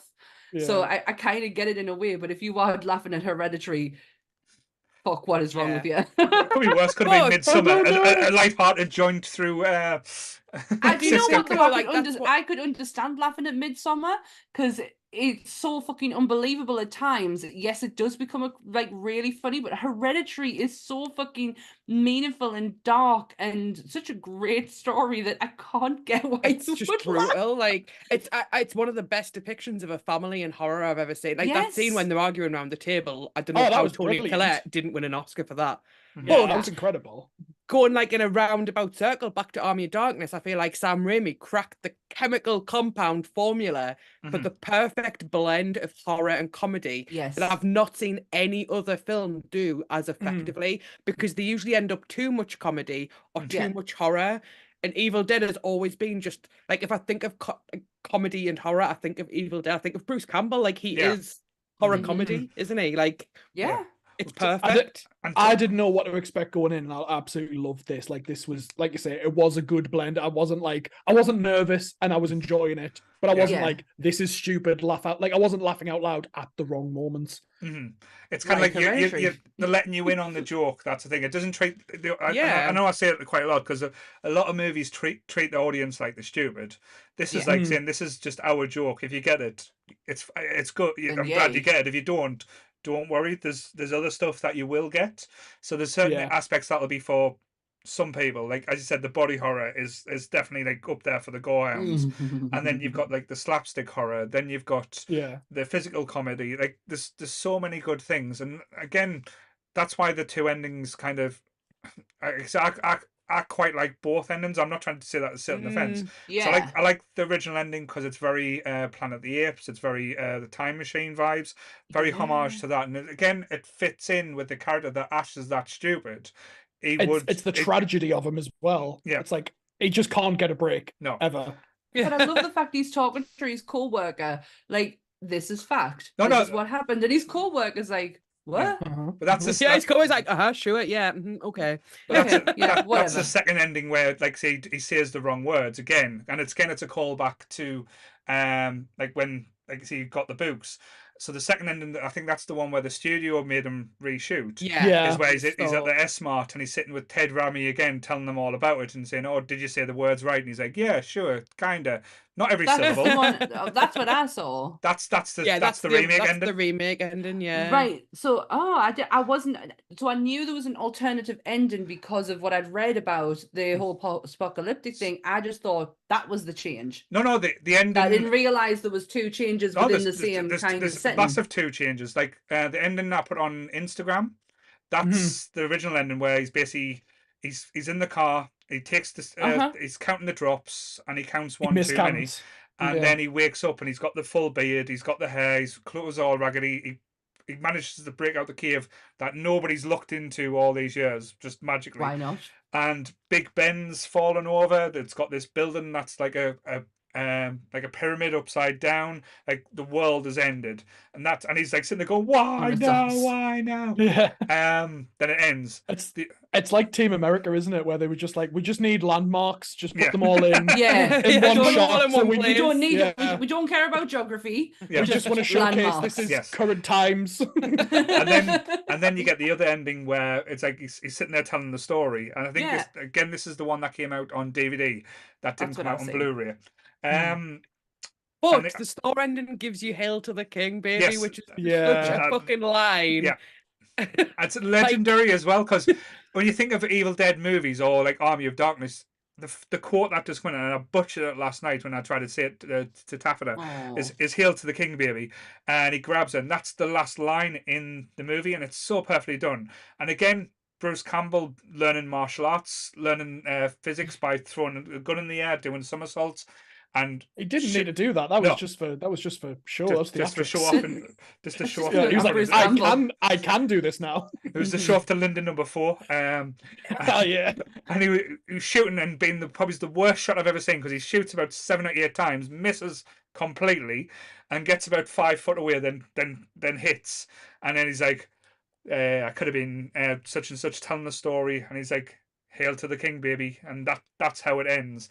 Yeah. And again, both endings work perfectly. And again, if you're going to do a sequel, you could see how the sequel would work from both. So it's one of them things where the studio changed. I'm not actually mad at the studio for changing it. I'm not. No. I think canonically, I'm like it's canon now that is the real ending, because that's where Ash versus Evil Dead starts. He's lived that's that life. what I read. That what we get is canon because of Ash versus the Evil Dead. Yeah. But yes. So I take it you enjoyed the movie then. I had a lot of fun watching all of them. Well, I say there's 3.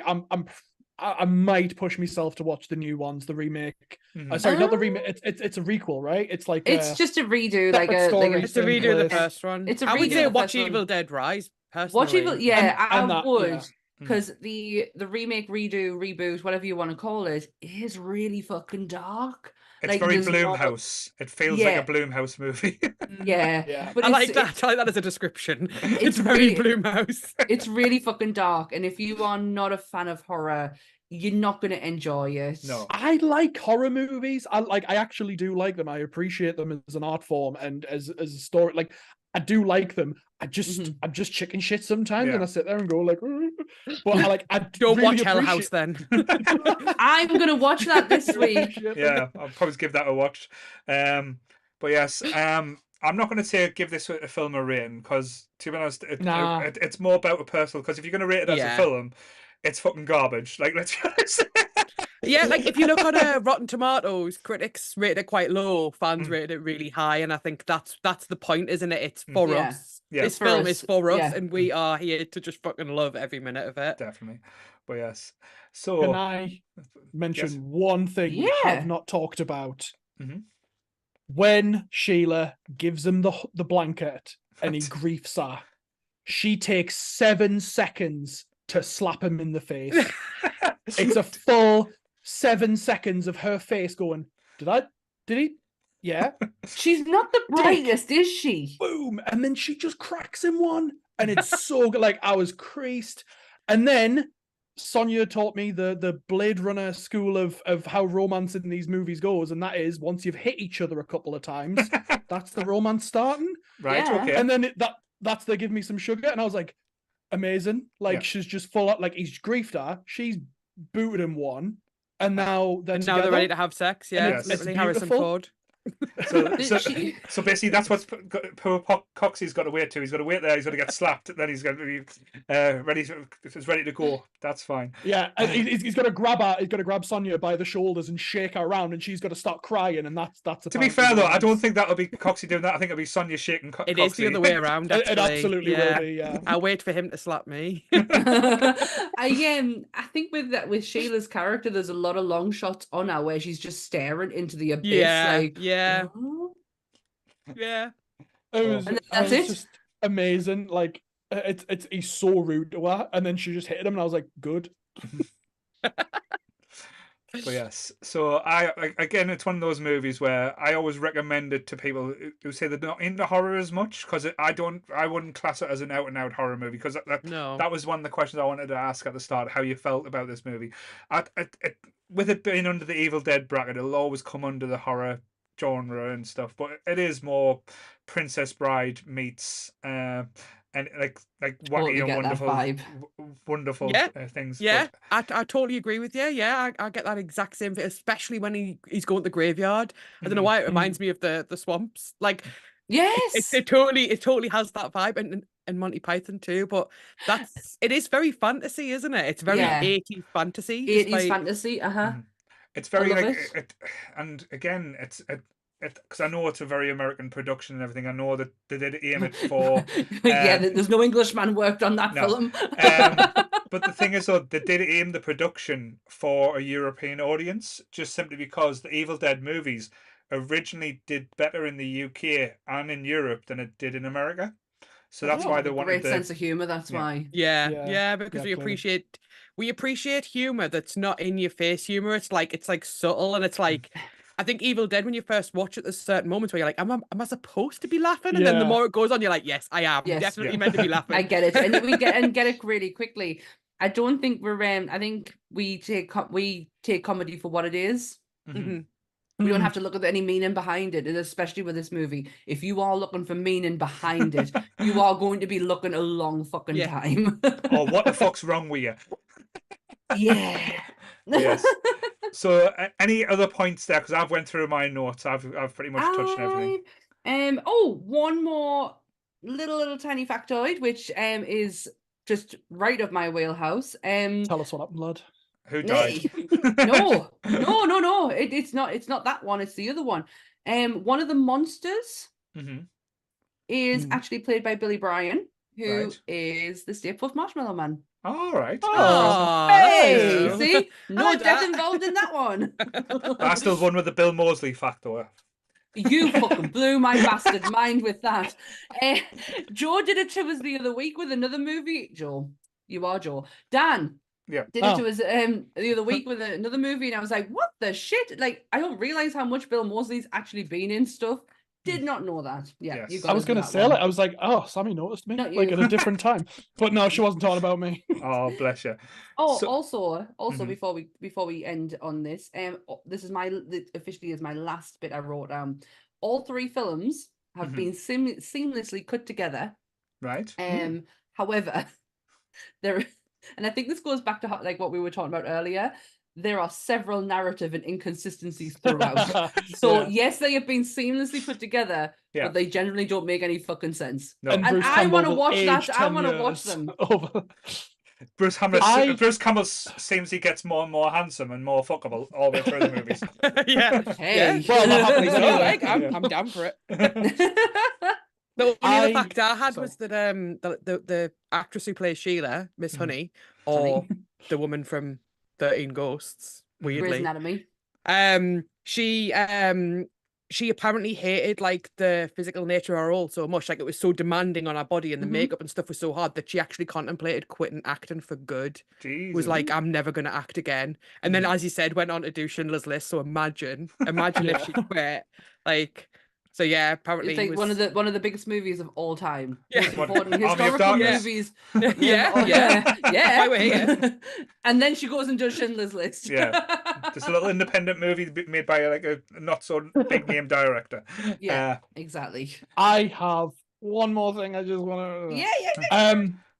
I have loved watching in reverse, like the wrong way around, seeing where other things have referenced the Evil Dead. Like, Right. I've watched the Evil Dead and gone, oh my god, that thing from that other movie is a reference to Yeah. this. Yes. And I've loved doing that. And two of my favorite ones, and I'm not sure if they're actually references, but I feel like they are. Mhm. One is I've been replaying Mass Effect, and there's a bit in Mass Effect where Commander Shepard is asked for an access code he doesn't have, and he goes 7-3. And I was like, is that an Army of Darkness reference? Yeah. The other one is again an Army of Darkness where they're making the gunpowder, and the guy holds it near a candle, and he goes, "Whoa, like get away!" And I was like, "Is that Lord of the Rings? Is Lord of the Rings doing Army of Lord of the Darkness?" Rings. I thought that with Saruman and Yeah. Wormtongue. How To be can fair though, rock I and wouldn't be fire surprised, mix? especially with Peter Jackson starting out in like the horror genre as well, because he was very influenced Brain by, Dead. by the Evil Dead movies as well. So Dinner. I think he has actually went on record and said he loves because originally he wasn't going to do the Hobbits, and I think Sam Raimi was attached at some point. It was Guillermo del Toro, I think. Originally, but when Guillermo del alright. Toro pulled out, I think Sam Raimi was asked to do it, and I think that was because of Peter Jackson being a fan to put him forward. But I think he didn't want to take on like the project, and that's when Peter Jackson finally said, "Okay, guys, you asked us again. I'll do it." With money falling out of his pockets, just Yeah. all right. I've lost all my weight off the last film. Don't worry, it's not going to be too. But yeah, Oh, bless him. I've just googled it, and apparently, it's blatant. Lord of the Rings, Peter Jackson. absolutely love it. Hey, I've absolutely loved it. Like when I watched the first Evil Dead, and I was like, "Oh, it's that bit from Cabin in the Woods," and I was like, "No, No, in the Woods Round. is this." No, Like the trapdoor flying open, and I was like, "Oh, wait, no." Yep, other way around. That's another film that we should touch on as well. Cabin in the Woods. Absolutely. Cabin in the Woods is so good. 100%. Yeah, 100%. but it's like with horror movies now. It's like I don't want to step on anyone's toes, monsters. I got told off in the chat the other night because I mentioned the Frighteners. I was like, okay, I'm not allowed to do that. No, Cabin in the Woods, I think, is perfectly fine. Right. Yes. And anyways, we're totally different, like, aspects of the podcast. It's two different sides of it. As you say, this is the thoughts and feelings of everything. I've got notes now, Sammy. Don't tell Dan. Just don't tell Dan. Don't tell Dan. It's Dan that inspired us. She done that video last week. I was like, Dan looks like a professional, and she said, "Well, the notes is important. I've got to step on my game. I've got to step my shit up." But it is on monsters because we're all factoids. Sorry, I have one more note right at the bottom there that literally says "angry dooting." This is the movie that has the GIF of the skeleton playing the flute. Yes. Oh yeah. Angry dooting. It's just like just what he's just going along. And I was like, I love when you've seen something so much in like meme format, and you're like, oh, this is what it's from. Yeah. I love, like, again, it's when they go to the like how stupid they can be, and like, because they couldn't afford like as many extras and stuff to do it. It was basically just got one person in the middle, and they got like a pole with them and attached skeletons on the pole. So it looked like there was an army of skeletons where it was just basically one man walking in a straight line with loads of skeletons attached in the pole. It's like it makes sense, but it shouldn't work, but it fucking worked. And again, I love this movie, and again, I can't recommend it enough. I know Lee in the chat said he hasn't watched it. Lee, you need to watch this movie. Lee, honestly, you do. And Joe, if you have more things to say, open that fucking notebook up. It's fine. I keep, like, every time I keep adding 5 minutes onto the episode because I'm getting, I remembered another thing. We're not bothered about time, don't worry. We're very much... When have we been asked about time? No, I'm good. I think that was genuinely it. Yes. I love how you had to put it in the chat, though. I didn't want to say, like, right, I'm going to stop now. I'm going to stop talking. I say it's been one of my favourite episodes, this one, so fuck off, keep talking. I fucking love it when Sonia's on, because we always end up having just a fucking belly laugh over shit. It's just usually just daft quotes. Yeah. So, all right. I love you, Joe. Joe, you've made my idea. Yeah, sorry. Thanks, Paul. Hey, you're just Sonia's brother. Yeah. You're an extension of Sonia. When Paul said he was going to introduce us, I was almost sure he was going to introduce us as, and we've got Joe's sister and Sonia's brother. I think my introduction was well made, though. I come up with that today. It was good. I enjoyed it. To be fair, though, full on. It could have been like a full-on, and this is Sonia. Sonia does this, and this, and this is our brother. And then it could have been that. Been getting it all my life. To be fair, though, it's not fucking Lee. It's not just Lee. I've got Sonia and Joe. I've got to do something special. But it's nice to have both of you on at the same time, as opposed to like Joe being in the chat going, Sonia, you're wrong. To be honest, like me and Joe are like on, like, we use TeamSpeak, not Discord, but like this is just our conversations every night anyway. Like this is all we do. We'll watch something and then we'll talk about, what do you think this means and what's the deeper meaning behind their use of this? So like being on a podcast together, it's just felt like just chilling out with Joe, to be honest. I'm glad we can bring that to happen, and like hopefully, as you said, with Joe now being like a full-fledged, like, in our Discord and being one of the members of Nerdy Up North pretty much now. Hopefully we'll get more of Joe and Sonia on the podcast, like, coming up. I know we've got a few films, like, we've got things planned. There's probably a few ones I'm going to change around now, just simply because of Joe throwing us a few good ideas, which the Constantine one I fucking want to do that, like, as well. So with Sonia's face in there. We were talking about Constantine. Was it last night or the night before? We literally talked about before we went on as well. Might have been why I yeah. They snuck into me DMs and went, "Hi, Paul." But yes, it's one of them ones where like we've got so many cool and interesting people as well that come on the podcast, and it's just fitting them in or having them on. I would love to do an episode with just everyone on, but it would just be fucking chaos. We tried that with a quiz, remember? Yes. But I wasn't even on the quiz. No. You were on No, one. I remember the last you time you were were on a on one quiz. of them. Yeah, Oh, you yeah, were on one of and then, them. then I was banned from the next one. I remember. No, you were banned from asking questions. We had to bring the Joe rule into it. Challenging the Joe quiz rule. mistress.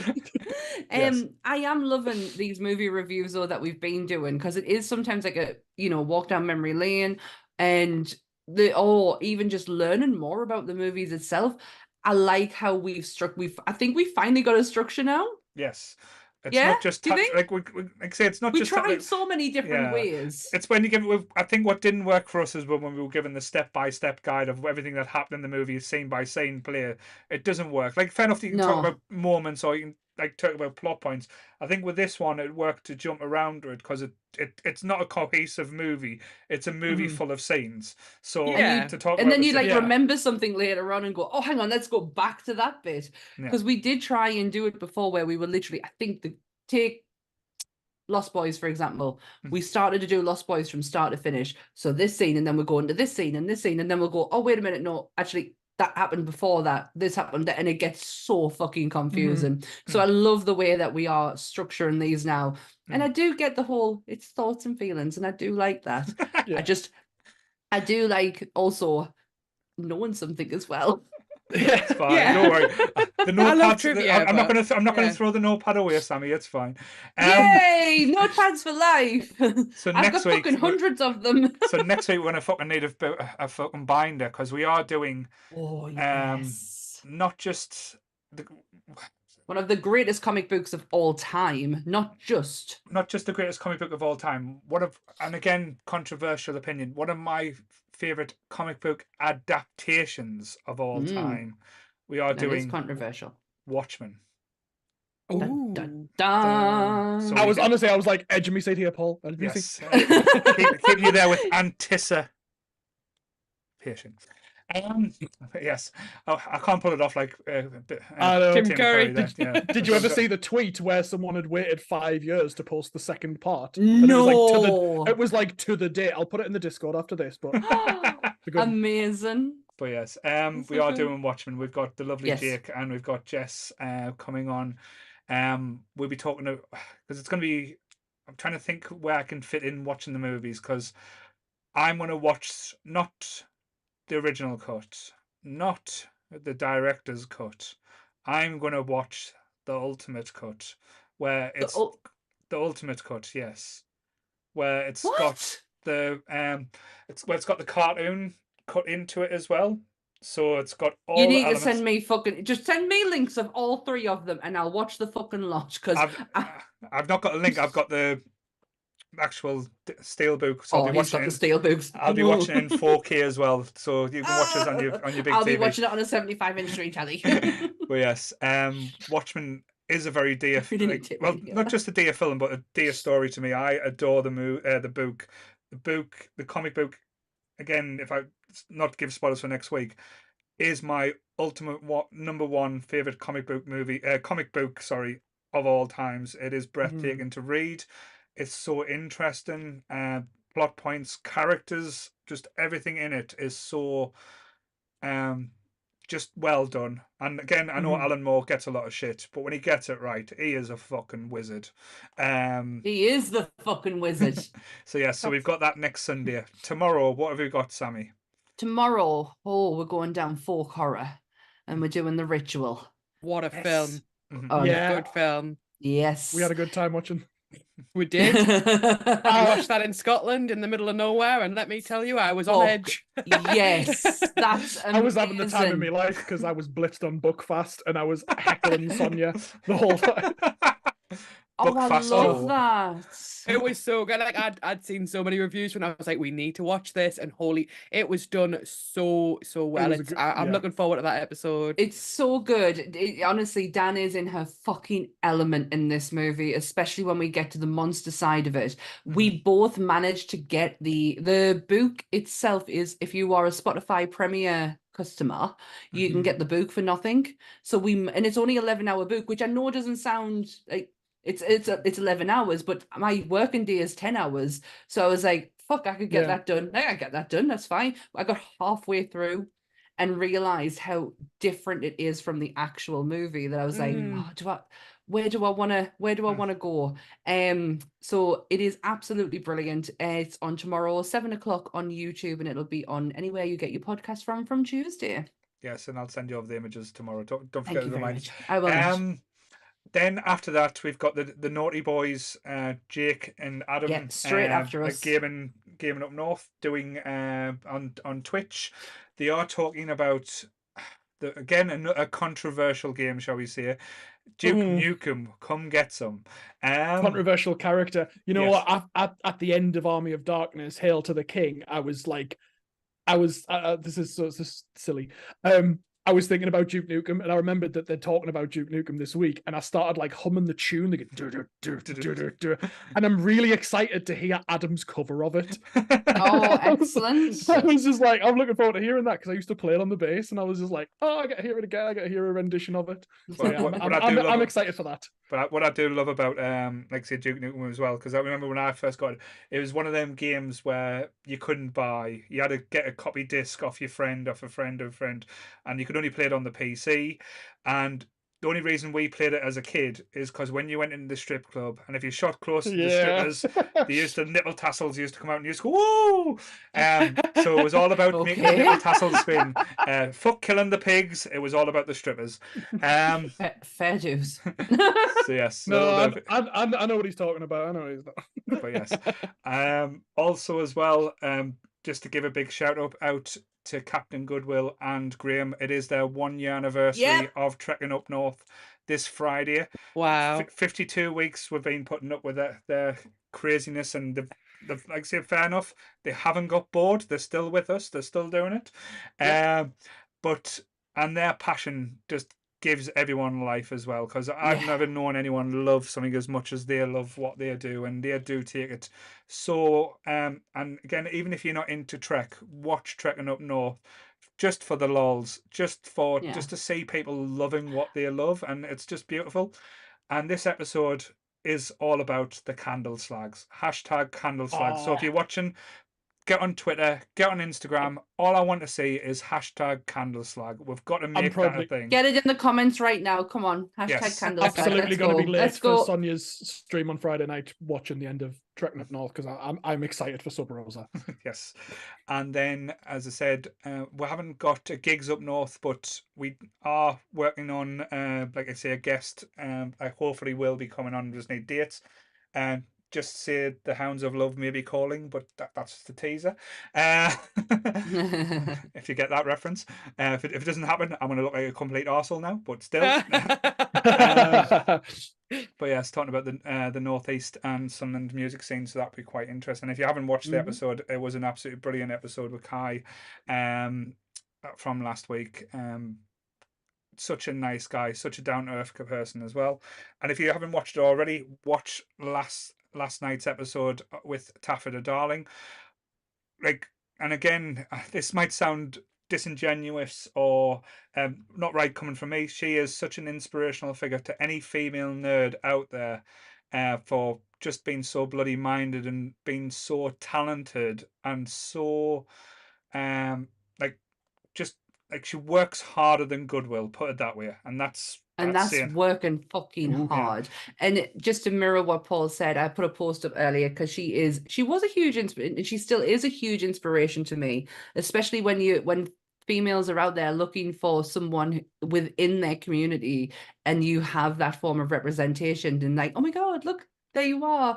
Oh, there I can be too. And that's how I was with her back in 2015. But yeah, so it was a lovely touch. And again, not to get too ahead of ourselves as well, we have got another special episode that we have announced. We've got confirmation for. And I am fucking gonna just warn you now, she is a bundle of energy and a half. She runs an amazing podcast. I'm gonna get the name up now because I don't want to get it wrong. I'm gonna have to up my game with the intros as well. Like, I'm gonna have to make sure I write a really good one for her. So she's called Katie. She runs the Who Did What Now podcast. She calls herself the harlot of history, a social scientist. Sonia, I think you would love her. I already love her. What is this? It's basically she talks Link me about up. she talks about the untold histories of like that you wouldn't be told in school. Give the Napoleon example you give me. Basically, she put a post up on Instagram the other day telling about the story about how Napoleon lost his first war. It wasn't at the battle where you thought it was. It was to a load of bunny rabbits. So, I'll let her tell the story better. And also the episode I've just there's 2 episodes I've just recently listened to. One was about I can't get my words out now. The testicle thieves of the 1920s in Chicago, where a gang of people were going around like knocking out men and stealing the testicles. Why not? Amazing. Nice. And I've talked about the first ever. I think it's William Dorsey Swan was the latest episode, talking about the first man in drag. Ooh. So yes, so she's So interesting. agreed to come on. I think it's the 2nd of March, Saturday. I know it's Yes. a Saturday. She's Yes. going to come on, and we're going to be talking about all about herself, and also she's going to be giving us like obscure and weird superhero origin stories as well. Yeah. Nice. Gonna be Yes. really, really interesting. So where Special can they guest find you? Saturdays. Yes. So where are you going to find yourself there, Sonia? What are you doing? Like, say, because you're a busy lady as well. You know what? Like, I actually need some of the dates for upcoming podcasts that I'm meant to be on because I've got so much stuff coming up. You know. Right. I'll send you Oh, that, don't so worry. busy. Oh, look at me. Oh, you've got a life? What? No, like so yeah, like so obviously I stream every Friday and Saturdays if I can, but every Friday 9 p.m. I stream twitch.tv/sunbuns. But yeah, March into April, I've got like nothing but gigs, and me and Coxie have actually booked our honeymoon. Oh yes, that's We right. I are saw. going Where you going? we're flying to Oslo in Norway, and we're staying there for a week, and then a week in we are flying from Oslo to Tromsø, which is right up the north of, like right at the top of Norway. Yes. Which will be, we found, probably around -5 degrees even in April. But we're hoping to Nice. see the Northern Light and stuff. Oh, so my mum and dad have literally just come back from Iceland. That's where they were. That's why I was wow. watching the dogs, and they sent me the photographs of them seeing the Northern Lights. Mhm. And she said it's so surreal because to the naked eye, you really can't see a great deal. But the minute you get your camera on and take You see that photos colour. and you see everything. And she went, it was so surreal. Yeah, they absolutely loved it. Oh, I can't wait. I can't wait for you. I can't wait for you to enjoy that moment. I'm really excited. But yeah, March I've got a few gigs in Newcastle, so that's fine. But some of them I'm actually traveling for. Like I'm going to London to see Well- Return of the King live with a live orchestra.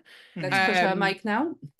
And then I'm going to Glasgow to see Pendulum as well, and I'll be staying at the weekend Whoa. then. So like I'm a bit like, am I God, actually that's going to so- be home for these Sundays? Hey, we can do it through your we phone, work don't worry. around you. We work around you. The only Sonia. date that you in March is the 3rd of March. We've got you down for the Breakfast Club. Yes. Oh, Okay. nice. So you've got nothing till then the 14th of April for Willow. Okay, That's the it. 14th of April I'll be in Oslo. Right. Okay. So we're going to move that one around. Rearrange. We're going to We change can that. rearrange. Then it's the 28th of April. We've got Knives Out. That's fine. I'll be home for that. Cool. Then yeah, we've not got like I say. but Cool. yes. We'll rearrange. We'll add something else because I want to do Willow with you. All Oh, fantasy best- has to be best done with friend. Sonia. Best friends. Best Sonia. friends forever. But yes, Hello, have you- friend. Joe, have you got anything planned, or what are you up to, Joe? Yeah, so in March I'm going to see Lord of the Rings live in concert in London. Sick, and then, man. and then I'm going to see Pendulum in Glasgow for the weekend, the 31st. I will be back in the UK for those 2 weeks as well. And I've got some time booked Awesome. after work, so I'm going to be doing a bit of a friends reunion tour and hopefully see you guys and a few of the Discord creeps knocking about. We don't know yet. We're not nailed down dates, but Paul All said sorts of things. he'd love to Sorts see us. of thing. I've already shaved my legs for it, so Yes. I'm excited. Excellent. And just to give out a shout to Joe, if anyone does want to join the Discord and get into the health and fitness side, Joe is the king of the walks. Can I was lured down from the mountains by cheese and wine my by God. Paul today. Can I tell you something, Joe? I've actually been really Please. inspired by you and your walks. So Aw. as of tomorrow, I start my walks, which I am doing from the Shire to Mordor. So I know Oh, yes. exactly how I've many heard about miles. this. So I'm not doing the paid one. Fuck me, that's expensive. So I know I found how many miles it is from the Shire to Mordor, 1,780 something. And I am going to start my walking journey tomorrow, and I'm going to keep a track of everything. I'm going to do it myself. I'm so happy to hear that. Honestly, in reverse, like even the people who don't post in that channel and just encourage me to do it are absolutely golden. Like Becca, Amy, Beth, and Chris, Lan, everyone who's just like gone, we're loving the pictures, we're loving the progress. Oh, if I haven't said it in the Discord, if I haven't said it in the Discord, I'll say it to your face. To the camera face. I am being so inspired by watching. I love seeing your photographs coming up on Instagram, and even if I catch them in the Discord, I am absolutely loving it. Keep going, man. You're at a disadvantage, followers on Instagram, because you see them twice. Anyway, I'm fine with that. Hashtag walking with Joe. That's going to be a trend now. So yeah, in reverse order, you can catch me on the Nerdy Up North Discord. I'm a regular. I do fuck all during my day job, so I'm always around. I love posting stuff in the health and fitness channel and in the main chat and whatever else I feel like. I'm also on YouTube at YouTube Joe Border, and I've just started to post some shorts. I'm starting to get back into it. I want another big video essay project, and I'm sort of toying with ideas. I have a half-written Lord of the Rings script, which I can't take anywhere, and I've started writing something about Stargate. So I'm looking for ideas, and I'm starting to get back into Twitch as well, which Sonia's been helping me with a lot, and I have nearly reached affiliate status. So if anyone wants to follow us, keep going. I will find your channel. Nearly there. Just like, you don't have to actually watch us or listen to us, just put it on so I get the viewer counts up. That would be brilliant. But I'll leave that there, and I'm always we did jump on last night. You did. We did jump on when you was. Yeah, I said to him, Sonia's gone live, so he went on and turned the volume up so I could hear, and then all I heard was bum faces. He did literally say, "Hi, bum faces." Bum faces. And yeah, I moderate on Sonia's Twitch as well, so please check out Sonia, and if you heckle her, I'll ban you.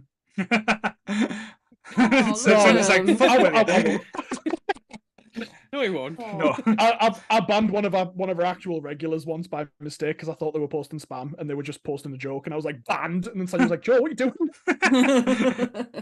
Bless it. I keep threatening Chris with the same thing, but I don't. We could never one day, you little bastard. But yes, but thank you guys, and honestly, it's been great. I've loved it. I could do this all night, but work and shit. Life. Fuck life. My neighbours are going to start kicking off in a second, so I'm going to wrap this up. Quick, we'll load up Quiplash. It's 10:30. We're gonna get going. But yes, so thank you guys. Thank you everyone. As again, like I say, just to say as well, if you do listen on Spotify or anywhere that you do get your podcast, please do give us a 5-star review. I know some little toe rags have been giving us like bad reviews on Spotify just for the crack. So if we can get that back up, we went from all 5s to on someone's hands. Yeah, we went from all 5s to 3.8. We're back up to 4.1. So please keep giving us them stars to get back up there. But yes, podcast's not that bad. We give decent. We do get decent podcast. I rate this episode very highly. But yes, very tops. But yes, and again, I know it sounds weird. I do actually prefer listen to us on the Spotify. I don't know why it sounds better. I know a few people say exactly the same thing. They'll prefer Spotify, which I'm totally fine with. But just remember, leave a review, leave thumbs up, leave stars, whatever it is that you need to do. Just leave them and be nice and be kind. I need to start listening to Monsters on Spotify because I go to Spanish lessons on a Monday night, so I always miss the first half of your episodes. So I need to get in on that. Yes, but we'll do. And again, thank you for everyone who supports us. It means the world. Like again, I know this sounds big-headed. We've just hit 25,000 followers on the Facebook group, which is fucking. And we are 3 years old as of this week. Last week. Sometime. Last week. Sometime Sometime around it now. was over the rainbow. We have just That's hit the those- Facebook, not the podcast. No, we have just hit as well on YouTube 1,700 subscribers. Woo, So woo. we've went up, like say, I think about 150 subscribers in the last month or so. So that's just blowing my mind. Awesome. We're on Twitter, we're on Instagram. Like I say, everything that you're doing is just blows my mind, and the support. And I don't say this very often because I normally tell you I hate you, but I do love everyone. So same bat time, same bat channel. Ooh. Remember, people, shop smart, shop smart, stay nerdy, everyone. Bye. Hail to the king, baby. Bye.